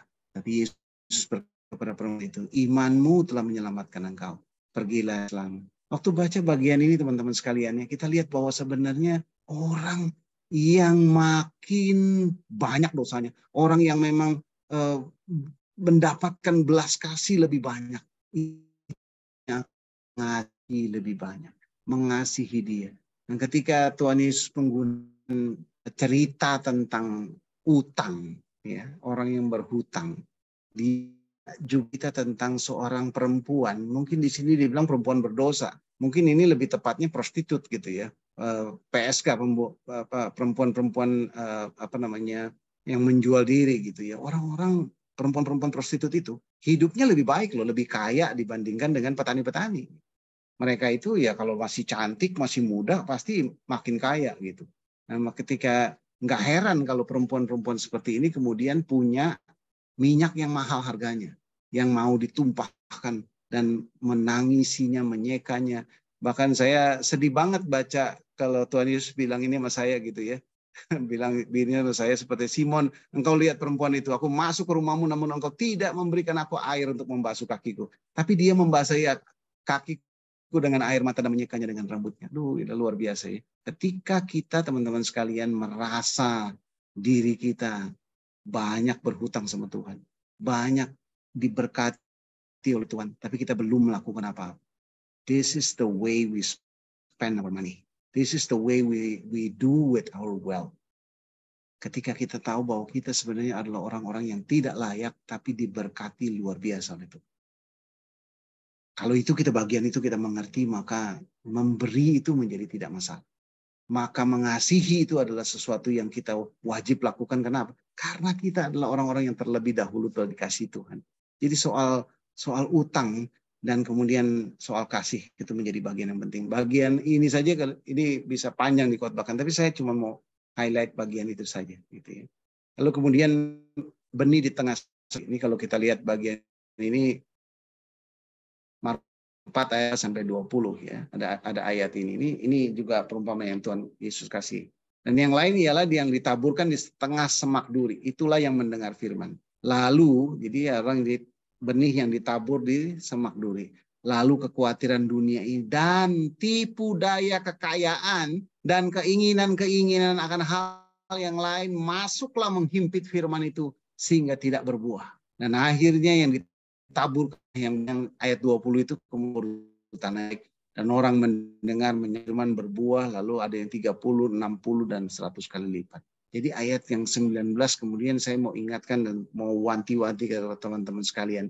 Ketika firman Tuhan ditaburkan dalam hidup kita, tapi tipu daya kekayaan itu secara khusus di-highlight di bagian ini. Dan Tuhan Yesus bilang tipu daya kekayaan dan keinginan-keinginan akan hal yang lain menghimpit firman itu sehingga tidak berbuah.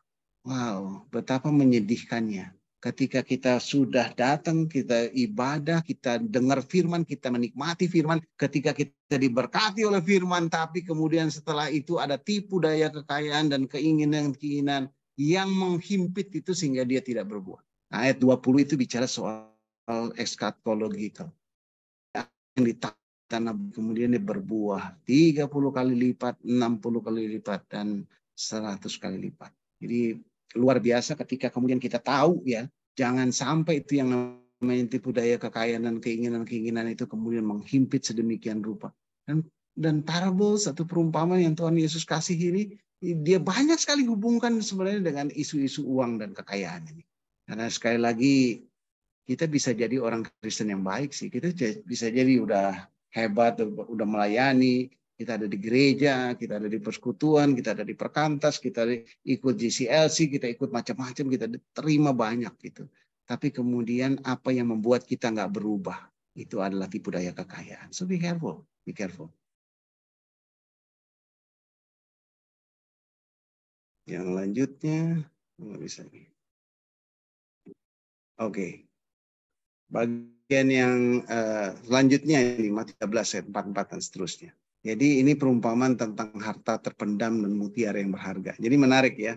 Hal kerajaan sorga ini seumpama harta yang terpendam di ladang yang ditemukan orang lalu dipendamkannya lagi. Sebab sukacita yang menjual seluruh miliknya lalu membeli ladang itu. Jadi dia tahu nih udah harta terpendam, dia jual. Yang kedua juga tentang pedagang yang mencari mutiara yang indah. Setelah ditemukannya mutiara yang sangat berharga, ia pun pergi menjual seluruh miliknya lalu membeli mutiara itu. Nah teman-teman sekalian, apakah kita di dalam keseharian kita kemudian bisa menemukan harta yang sesungguhnya itu, harta yang harganya tidak ternilai, atau kita begitu terpengaruh dan terpesona dengan uang? Ya, jadi ini menjadi sangat penting ketika ayat ini menolong Tuhan Yesus kemudian memberikan contoh yang luar biasa menurut saya. Kemudian dia bilang menjual seluruh miliknya lalu beli ladang itu. Menjual seluruh miliknya lalu membeli mutiara. Dan itu menjadi sangat penting di dalam keputusan-keputusan yang kita ambil. Ya, saya lagi-lagi tidak bermaksud untuk mendorong kita untuk jual milik kita ya. Ada kelompok-kelompok the Father's Church yang kemudian ambil bagian itu juga bagian yang ketika Tuhan Yesus katakan kepada orang muda itu ya, kalau engkau mau sempurna maka jualah seluruh hartamu, bagikan kepada orang miskin dan ikutlah aku. Dan itu ada yang secara harafiah lakukan itu, yang tinggal di padang gurun gitu ya. Itu ada yang seperti itu. Lalu hamba yang tidak mengampuni, jadi ini juga bagian yang lain, Matius 18 ayat 23 sampai 35, hamba yang tidak mengampuni, ini ceritanya agak lama, sorry.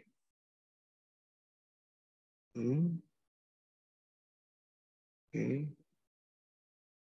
Sorry. Come on. Ya. Jadi kalau kita baca nanti di Matius 18 ayat 23 sampai 35, ini kita lihat ada hamba gitu ya. Jadi Tuhan Yesus kasih contohnya soal mengampuni dengan isu finansial sebenarnya. Ada hamba yang punya utang, tapi dia nggak bisa bayar, lalu kemudian raja mengampuni dia, jadi dia nggak perlu bayar utangnya. Tapi kalau teman-teman mau coba lihat baca bagian ayatnya, jadi Matius pasal yang ke-18, supaya kita dapat konteks ceritanya, karena saya nggak muat ayatnya di dalam slide. Jadi 18 ayat 23 sampai 25 itu perumpamaan tentang pengampunan ya. Ini karena dari mulai ayat yang ke-23 gitu ya. Bab hal kerajaan surga seumpama seorang raja yang hendak mengadakan perhitungan dengan hamba-hambanya. Setelah ia mulai mengadakan perhitungan, dihadapkanlah kepadanya seorang yang berhutang 10.000 talenta. Nah, ini 10.000 talenta. Tetapi karena orang itu tidak mampu melunaskan hutangnya, raja itu memerintahkan supaya ia dijual anak istri dan segalanya untuk membayar hutangnya. Maka sujudlah hamba itu menyembah dia, katanya, sabarlah dahulu, segala akan kulunas. Lalu tergeraklah hati raja itu oleh belas kasihan akan hamba itu, sehingga ia membebaskannya dan menghapuskan utangnya. Nah, ini menarik nih ya.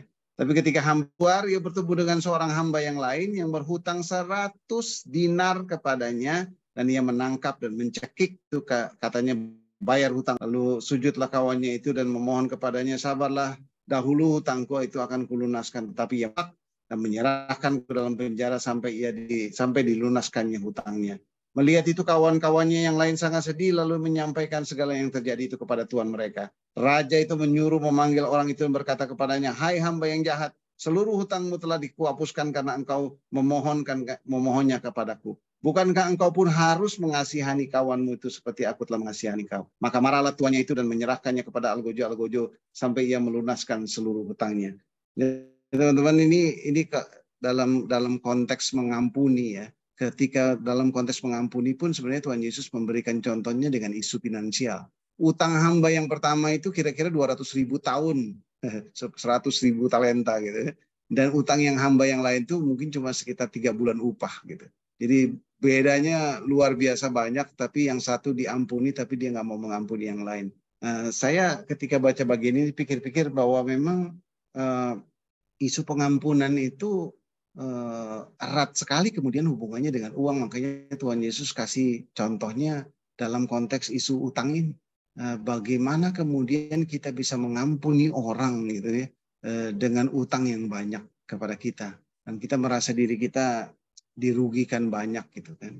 Di bagian ini juga kemudian sebenarnya banyak orang fokusnya itu kepada apakah ada orang yang sudah diampuni, karena orang yang ini kan diampuni utangnya nih.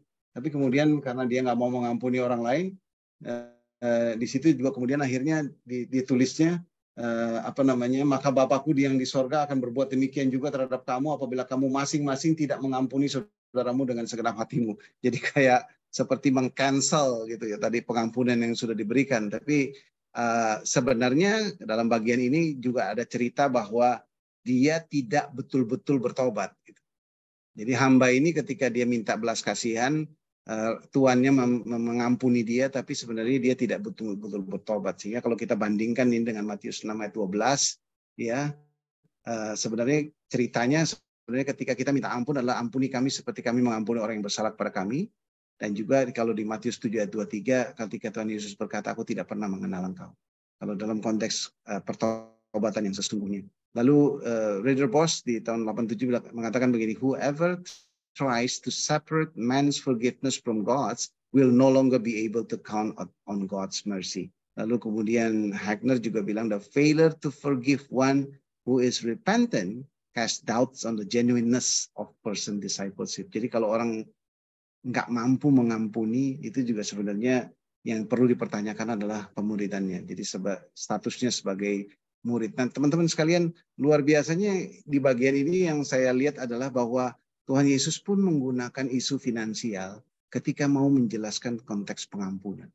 Jadi kalau kita membahas bagian-bagian ini, tadi memang teman-teman udah banyak pertanyaan yang sifatnya udah langsung ke praktis gitu ya. Tapi saya lagi narik sedikit untuk ke belakang, kita bicara soal prinsip-prinsip yang firman Tuhan ajarkan supaya nanti next week kita mungkin bisa bahas yang lebih spesifik, lebih praktis gitu. Dan yang selanjutnya adalah tentang the Good Samaritan. Kita tahu lah ya cerita tentang Good Samaritan gitu ya. Di sini kita belajar, even musuh Samaritan kan sebenarnya musuhnya orang Yahudi juga gitu. Even seorang musuh itu adalah seorang sesama kita. Even one's enemy is one's neighbor. Dan banyak orang yang seharusnya orang Kristen datang menolong, tapi dia nggak mau nolong, bahkan di seberang jalan dengan alasan religious duty, dengan alasan mau melayani Tuhan, lagi ada pelayanan dan seterusnya.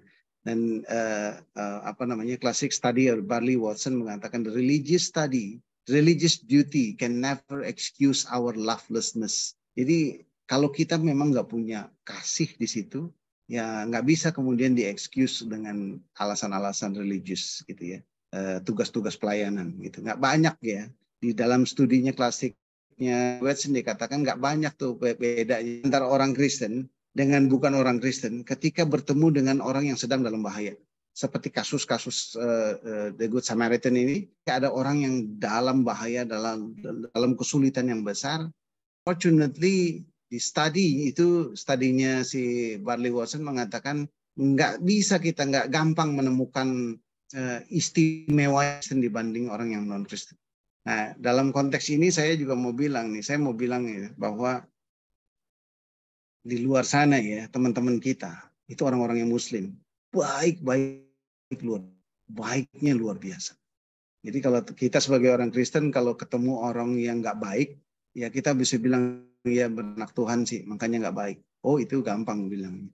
Sekarang yang terjadi, ya saya punya anak di Bandung sana, di Jatinangor lagi kuliah, dan dia sangat menikmati kebaikan teman-temannya yang Muslim. Baik banget, kalau nggak ada mereka aku nggak tahu harus bikin apa, kata anak saya gitu. Karena mereka sangat luar biasa menolong saya.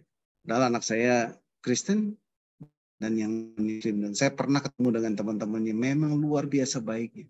Sehingga saya jadi orang-orang yang bukan Kristen ini begitu baiknya. Seberapa baik seharusnya kita. Bukankah kita seharusnya lebih baik dan lebih baik lagi.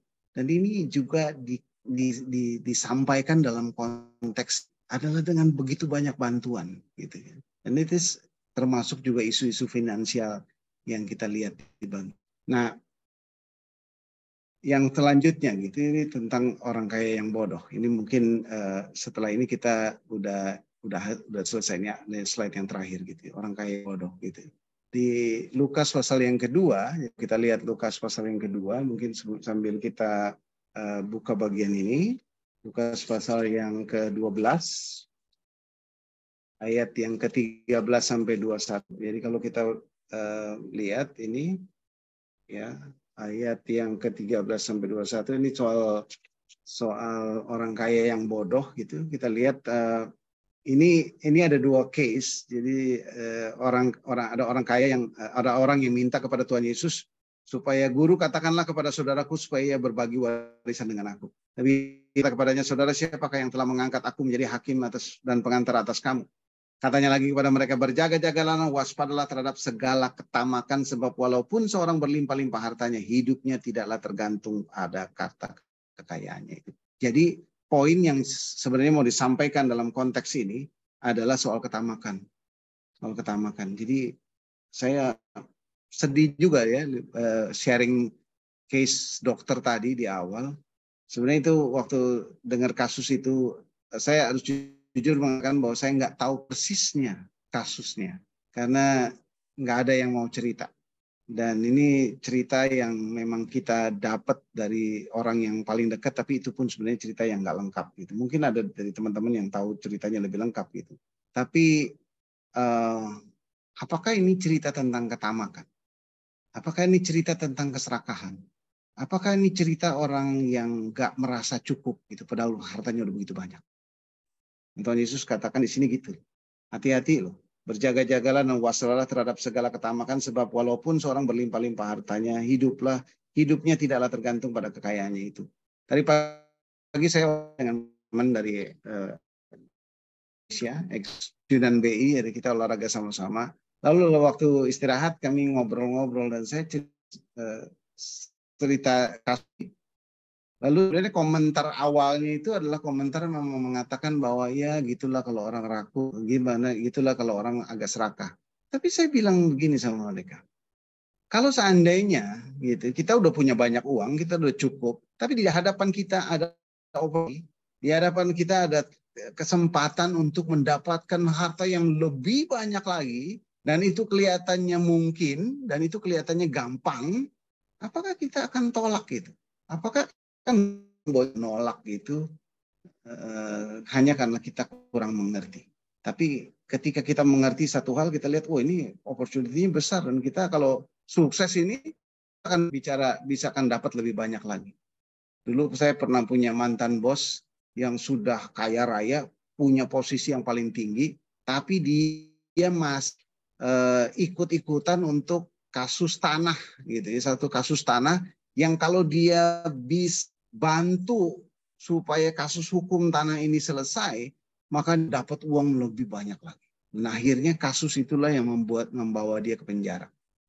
Jadi saya makin lihat nih, nggak heran kalau Tuhan Yesus pakai bodoh di sini. Karena kata bodoh di sini bukan hanya berarti dia nggak ngerti atau dia nggak peduli, ignorant, tapi juga berarti dia ini orang berdosa dan immoral. Jadi keserakahan yang luar biasa. Jadi dia dihukum sebenarnya bukan karena kekayaannya. Sehingga kalau kutip Purdy tahun 1985 dia bilang, if we hold that true wisdom is to be rich toward God, ini menarik ya, then work will have a limited place in our life. We shall work hard enough to provide the necessities. We shall leave the future in God's hand. We will not make work as a means of securing our life against all possibilities. Jadi teman-teman sekalian, nggak ada kemudian kalau kita tahu ya bahwa kita pegang betul-betul wisdom itu adalah menjadi kaya di hadapan Allah, maka kita nggak akan matian jadi kaya. Kita nggak akan kerja sampai mati-matian untuk jadi kaya. Kita nggak akan kemudian do everything sampai kita mengorbankan kesehatan atau menghubungkan dengan keluarga untuk menjadi kaya, menjadi banyak duit untuk mendapatkan posisi yang tinggi. Kalau kita ngerti di sini that the wisdom that to be rich toward God, gitu. Jadi itu mungkin bagian yang saya mau stop sampai di sini untuk kemudian bisa buka diskusi lagi. Kalau lihat jam 9 sih sebenarnya ini tinggal menit lagi, tapi kata Luce sih bisa aja kalau ada yang mau bertanya. Juliana Laura Tompudo. Ya, Bang Peter, selamat malam. Semuanya selamat malam. Saya Juli, alumni FHUI 94.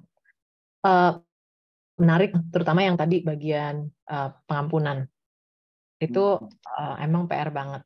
Tapi ada satu juga yang saya pengen tahu juga sih pandangannya gimana. Kalau tadi terakhir firman Tuhan yang dibagikan adalah juga jadi bodoh. Saya mau lihat dari konteks yang sebaliknya gitu. Kan kalau misalnya orang tahu ada seseorang yang punya harta berlebih, uang banyak, bisa dipinjemin nih gitu kan ya. taruhlah ini konteksnya tadi kalau si dokter itu mungkin teman-temannya gitu ya. Jadi orang-orang suka minjem uang atau suka bergantung pada orang ini gitu. Nah, tapi menurut saya kita kan juga harus berhikmat ya dalam hal ini ya Bang ya. Jangan sampai ya kita feeding, kita suapin, kita kasih pinjaman, terus kemudian orang itu jadi malas untuk kerja gitu.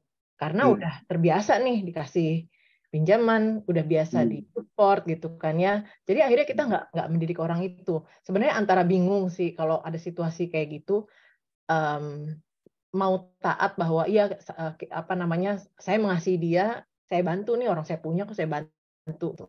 Tetapi sisi lain juga berpikir kalau terus-terusan seperti ini bisa-bisa ini apa namanya, kita nggak mengedukasi sebenarnya dengan baik orang ini gitu.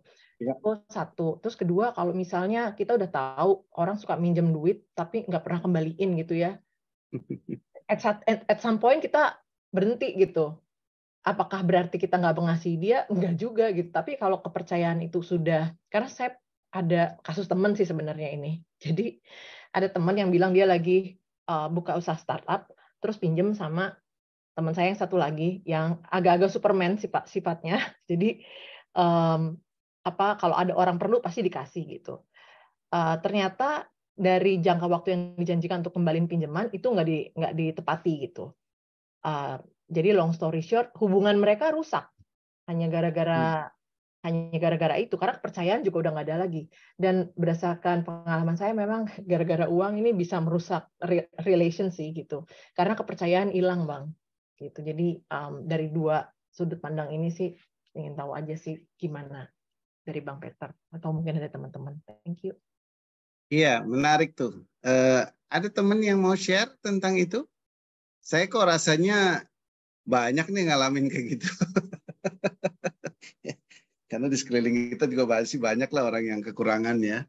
Terus kalau ketemu sama orang Kristen, aduh, orang Kristen baik-baik yang suka membantu gitu. Sekali dibantu, minjem lagi besok.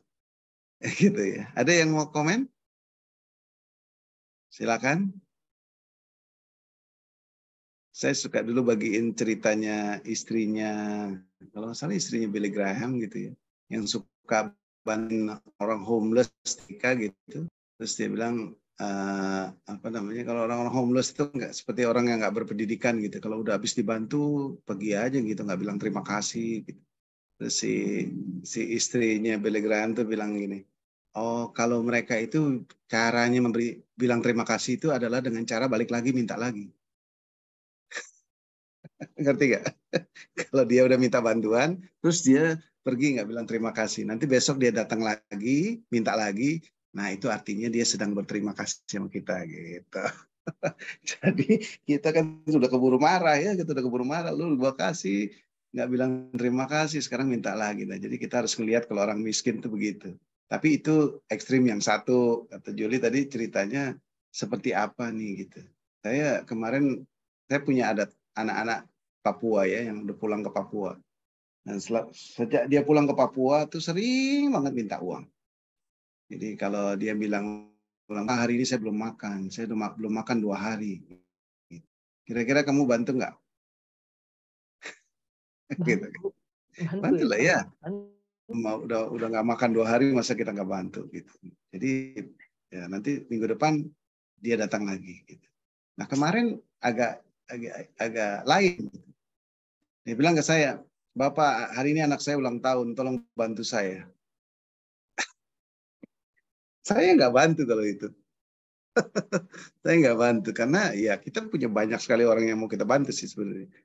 Tapi kemudian dia ada aja alasan untuk minta bantuannya gitu kan. Dan saya pikir nih kalau terus-terusan begini, dan dia akan terus-menerus seumur hidupnya di Papua sana dia akan terus-terus minta gitu. Jadi saya suka tes juga gitu. Ada teman juga kayak gitu. Dan kalau dia minta bantuan itu saya suka diemin dulu. How desperate dulu gitu kemudian. Karena kalau enggak memang kita harus didik orang sih.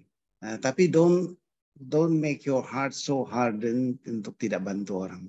Gitu ya. Make it so gentle lah ya kita bantu orang. Siapa yang membutuhkan kita bantu. Dulu Pak Yonatan Parapak pernah berselisih paham sama istrinya. Karena istrinya bilang, Bapak ini seringkali dibohongin orang. Karena orang minta bantuan, Bapak kasih aja. Bapak ini nggak tahu kalau Bapak lagi dibohongin orang, kata si istrinya gitu ya. Tapi Pak Jonathan Parapak bilang begini, saya nggak tahu saya dibohongi atau tidak. Tapi saya takut kalau orang itu memang diutus Tuhan untuk datang kepada saya untuk saya bantu. Gitu ya. Jadi ini butuh hikmat sih kalau menurut saya, Yuli ya. Artinya kita jangan jadi orang yang keras untuk tidak mau membantu orang yang miskin. Kita tentu akan sangat mau bantu orang miskin, tapi kita juga nggak mau dibohongi. Kita nggak mau juga membuat orang lain menjadi berdosa karena ketemu dengan orang-orang baik seperti Julie gitu. Dan ya, jadi mungkin kita harus bijaksana dalam konteks itu. Mungkin gitu sih. Memang dan you will find the combination. You will find the wisdom gitu ya. As long as you're open to God, and setiap kali melihat mereka itu seperti ngelihat Tuhan Yesus. Karena Matius 25, apapun yang kamu lakukan kepada salah satu dari mereka yang hina ini, kamu melakukannya untuk aku. Jadi kalaupun ya, saya pernah satu kali ditipu oleh keluarga saya. Jadi datang dari mana itu, dari daerah, dia bilang saya mau jemput istri ke Malang, orang Ambon gitu, dia datang lalu kemudian mau jemput istri ke Malang. Saya udah lama nggak ketemu istri, saya minta ongkos buat ke Malang. Gitu. Saya kasih gitu ongkosnya pergi ke Malang. Besoknya saya dengar dari orang lain bahwa uang yang saya kasih untuk ongkos ke Malang dia pakai untuk mabuk-mabukan. Tapi saya sih sama sekali nggak sedih. Saya cuma kecewa, tapi saya kecewanya bukan karena uangnya, tapi kecewa karena dia sudah memutuskan hubungan baik yang sebenarnya baik sama saya, tapi terus kemudian dia khianati hubungan itu, dan sejak saat itu dia nggak pernah lagi berani untuk ketemu saya. What a shame gitu kan. Jadi itu juga sayang kalau itu sampai terjadi. Gitu. Ada orang pinjam uang lalu kemudian dia bilang mau ganti, tapi terus kemudian nggak datang bahkan hilang gitu, nggak minta maaf, nggak apa. Sejak saat itu hubungan kita jadi rusak. Nah teman-teman, kalau saya cenderung untuk tidak meminjamkan uang ke orang, karena meminjamkan uang ke orang itu lebih banyak masalahnya yang kemudian merusak hubungan daripada kalau orang mau minjam uang sama saya bilang saya punya uang segini, saya bantu saja. Saya ini nggak usah utang. Saya jadi nggak ada kewajiban untuk meminta pembayaran kembali, dan it's good gitu. Karena saya juga punya banyak teman-teman pelayanan pinjam uang, tapi akhirnya itu sebenarnya nggak bayar. Itu jadi hard feeling gitu kan. Ini orang nggak jujur, nggak apa, hal-hal seperti itulah. Jadi ya, itu kita jagain juga. Jadi ya back to your relationship with God, your wisdom. Saya yakin pasti nanti kita ketemu apa yang Tuhan.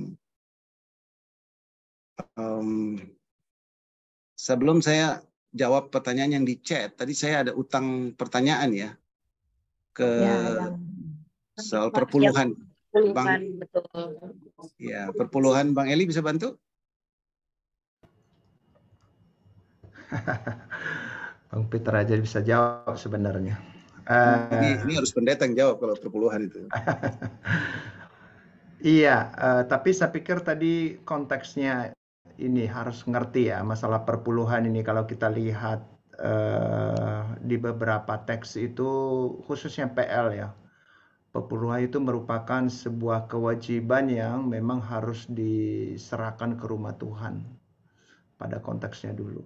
Tapi setelah berkembangnya ini ada banyak penafsiran gitu.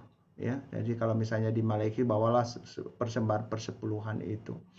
Nah, tapi kalau kita perhatikan itu kebutuhan dalam konteks di mana rumah Tuhan pada waktu itu sedang dibangun gitu ya. Atau orang-orang juga sedang sembarangan, tidak seperti yang dikatakan oleh Bang Peter tadi bahwa hidup mereka dan segala apa yang mereka miliki pun itu adalah milik Tuhan.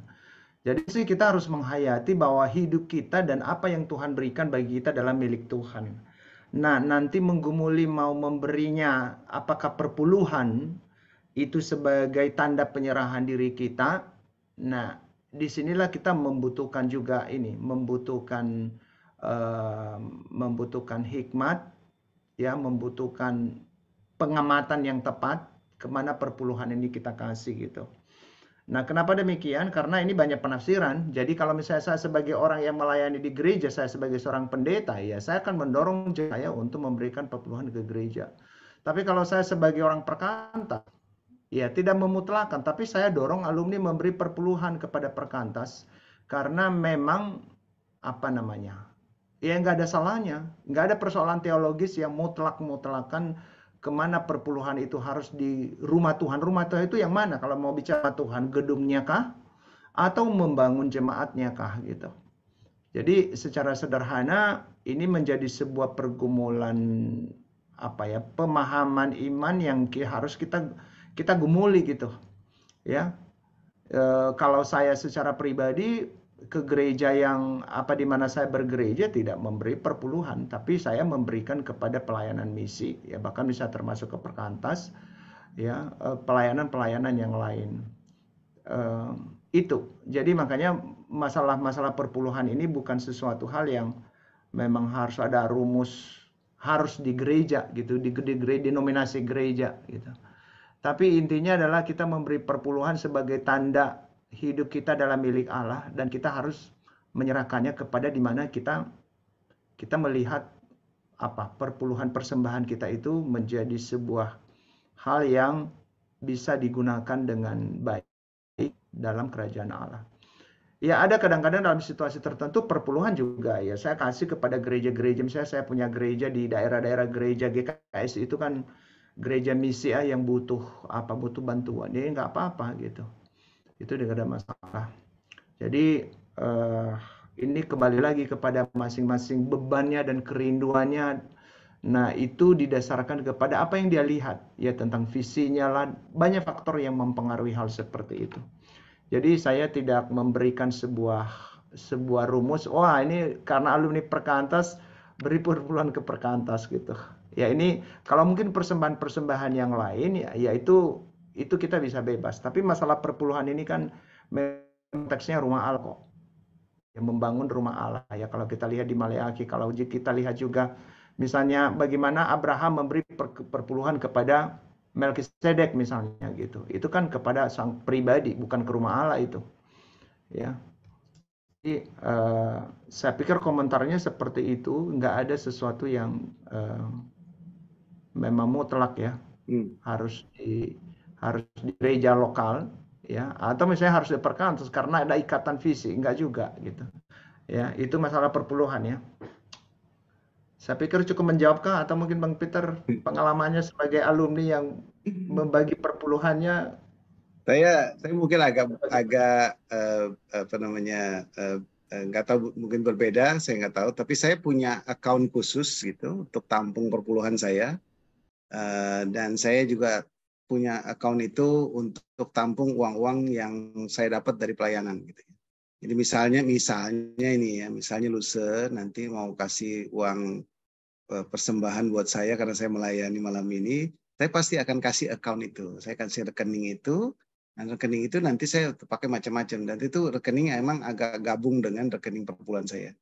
Nah, karena saya terlibat banyak hal, saya kasih ke gereja juga, saya kasih ke perkantas juga, saya kasih ke tempat-tempat yang saya melayani, saya kasih ke Papua Ministry gitu. Jadi saya bagi-bagi gitu ya. Jadi seperti yang Bang Eli tadi bilang ya, di mana Tuhan bukakan itu sebagai satu bentuk yang kita mau dukung, ya tinggal kita bagi dengan bijaksana gitu ya. Tapi ya kan banyak juga yang mengatakan bahwa konsep perpuluhan itu adalah konsep supaya ada memelihara pelayanan tetap berjalan gitu ya, untuk gereja, untuk pelayanan, untuk perkantas termasuk gereja, mungkin STT Trinity juga termasuk di situ di tempatnya Bang Eli, atau mungkin pelayanan-pelayanan yang lain supaya pelayanan tetap berjalan dan Injil Tuhan bisa tetap diberitakan.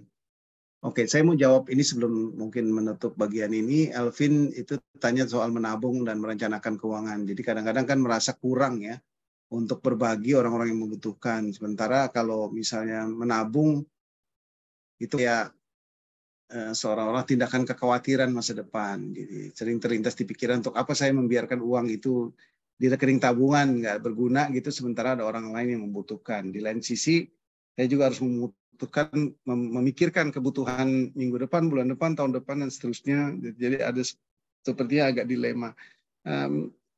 Kalau menurut saya, ini pergumulan saya di awal-awal dulu, ketika saya masih muda, gaji pas-pas ya.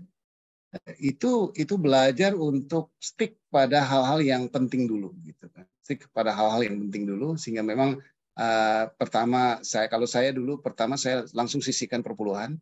Jadi kalau daripada muncul godaan-godaan, sisihkan perpuluhan, langsung berikan. Langsung mau transfer ke gereja atau ke perkantas atau kemanapun, kalau itu supaya nggak jadi godaan ke depan. Kalau udah ditransfer kan udah selesai gitu, kewajiban perpuluhan selesai.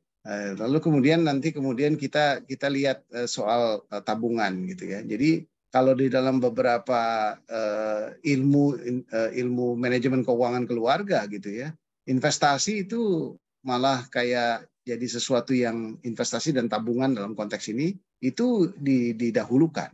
Jadi sebelum kita spending ya, kita langsung tetapkan saja berapa persen yang Anda mau untuk lakukan. Setelah perpuluhan, mungkin katakanlah 5% atau 10% untuk investasi, atau kita mau beli asuransi untuk masa depan, atau ada orang yang kemudian nabung reksadana gitu ya, mungkin 100.000 per bulan atau 200.000 per bulan, ada yang begitu. Nah, itu bisa dipaksakan aja dulu gitu, dipaksakan seperti begitu. Baru kemudian lihat berapa sisa atau berapa dana yang kemudian masih ada untuk your daily life gitu. Kalau misalnya itu masih memungkinkan gitu. Dan ya kita harus belajar untuk hidup apa adanya. Nah, kalimat di sini, kalimatnya Elvin yang mengatakan merasa kurang itu relatif jadinya. Gitu. Kadang-kadang ada orang yang hidup dengan 5 juta per bulan dia udah cukup. Ada orang yang 15 juta sangat kekurangan. Ada orang yang tadinya gajinya ini sebelum COVID dulu saya tahu ada orang yang gajinya 70 juta kerja.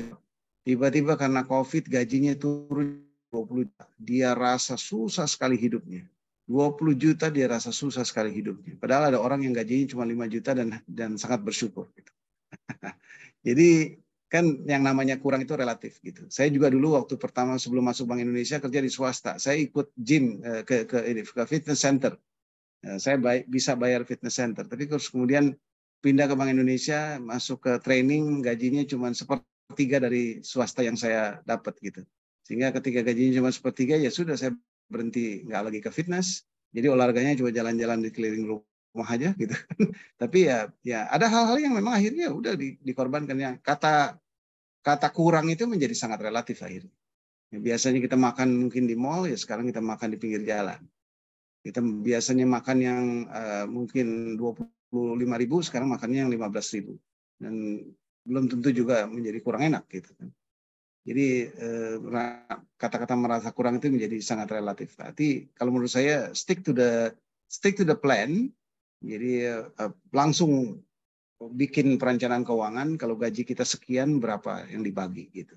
Nanti pada waktunya kita udah leluasa. Saya belajar dulu dari mahasiswa. Saya kalau perpuluhan saya nggak pernah masalah. Karena dulu saya dikasih uang saku 50.000 per bulan orang tua saya. Itu tahun 83, 84 gitu.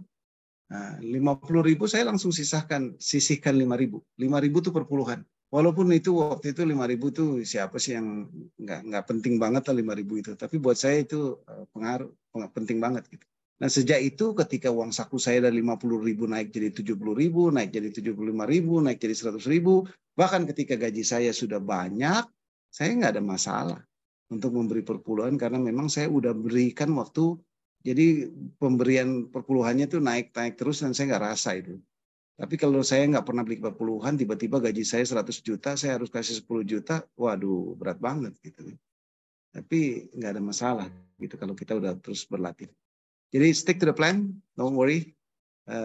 Tapi ini pertanyaan yang mungkin nanti kita akan bahas di bagian yang bagian yang kedua ya, soal giving and offering. Tapi itu nanti menjadi bagian yang menarik gitu ya untuk kita diskusikan. Masih adakah pertanyaan atau mungkin kita bisa akhiri sampai di sini? Sepertinya sudah, Bang. Oke, ini Arwinto udah kasih tambahan tentang menabung ya.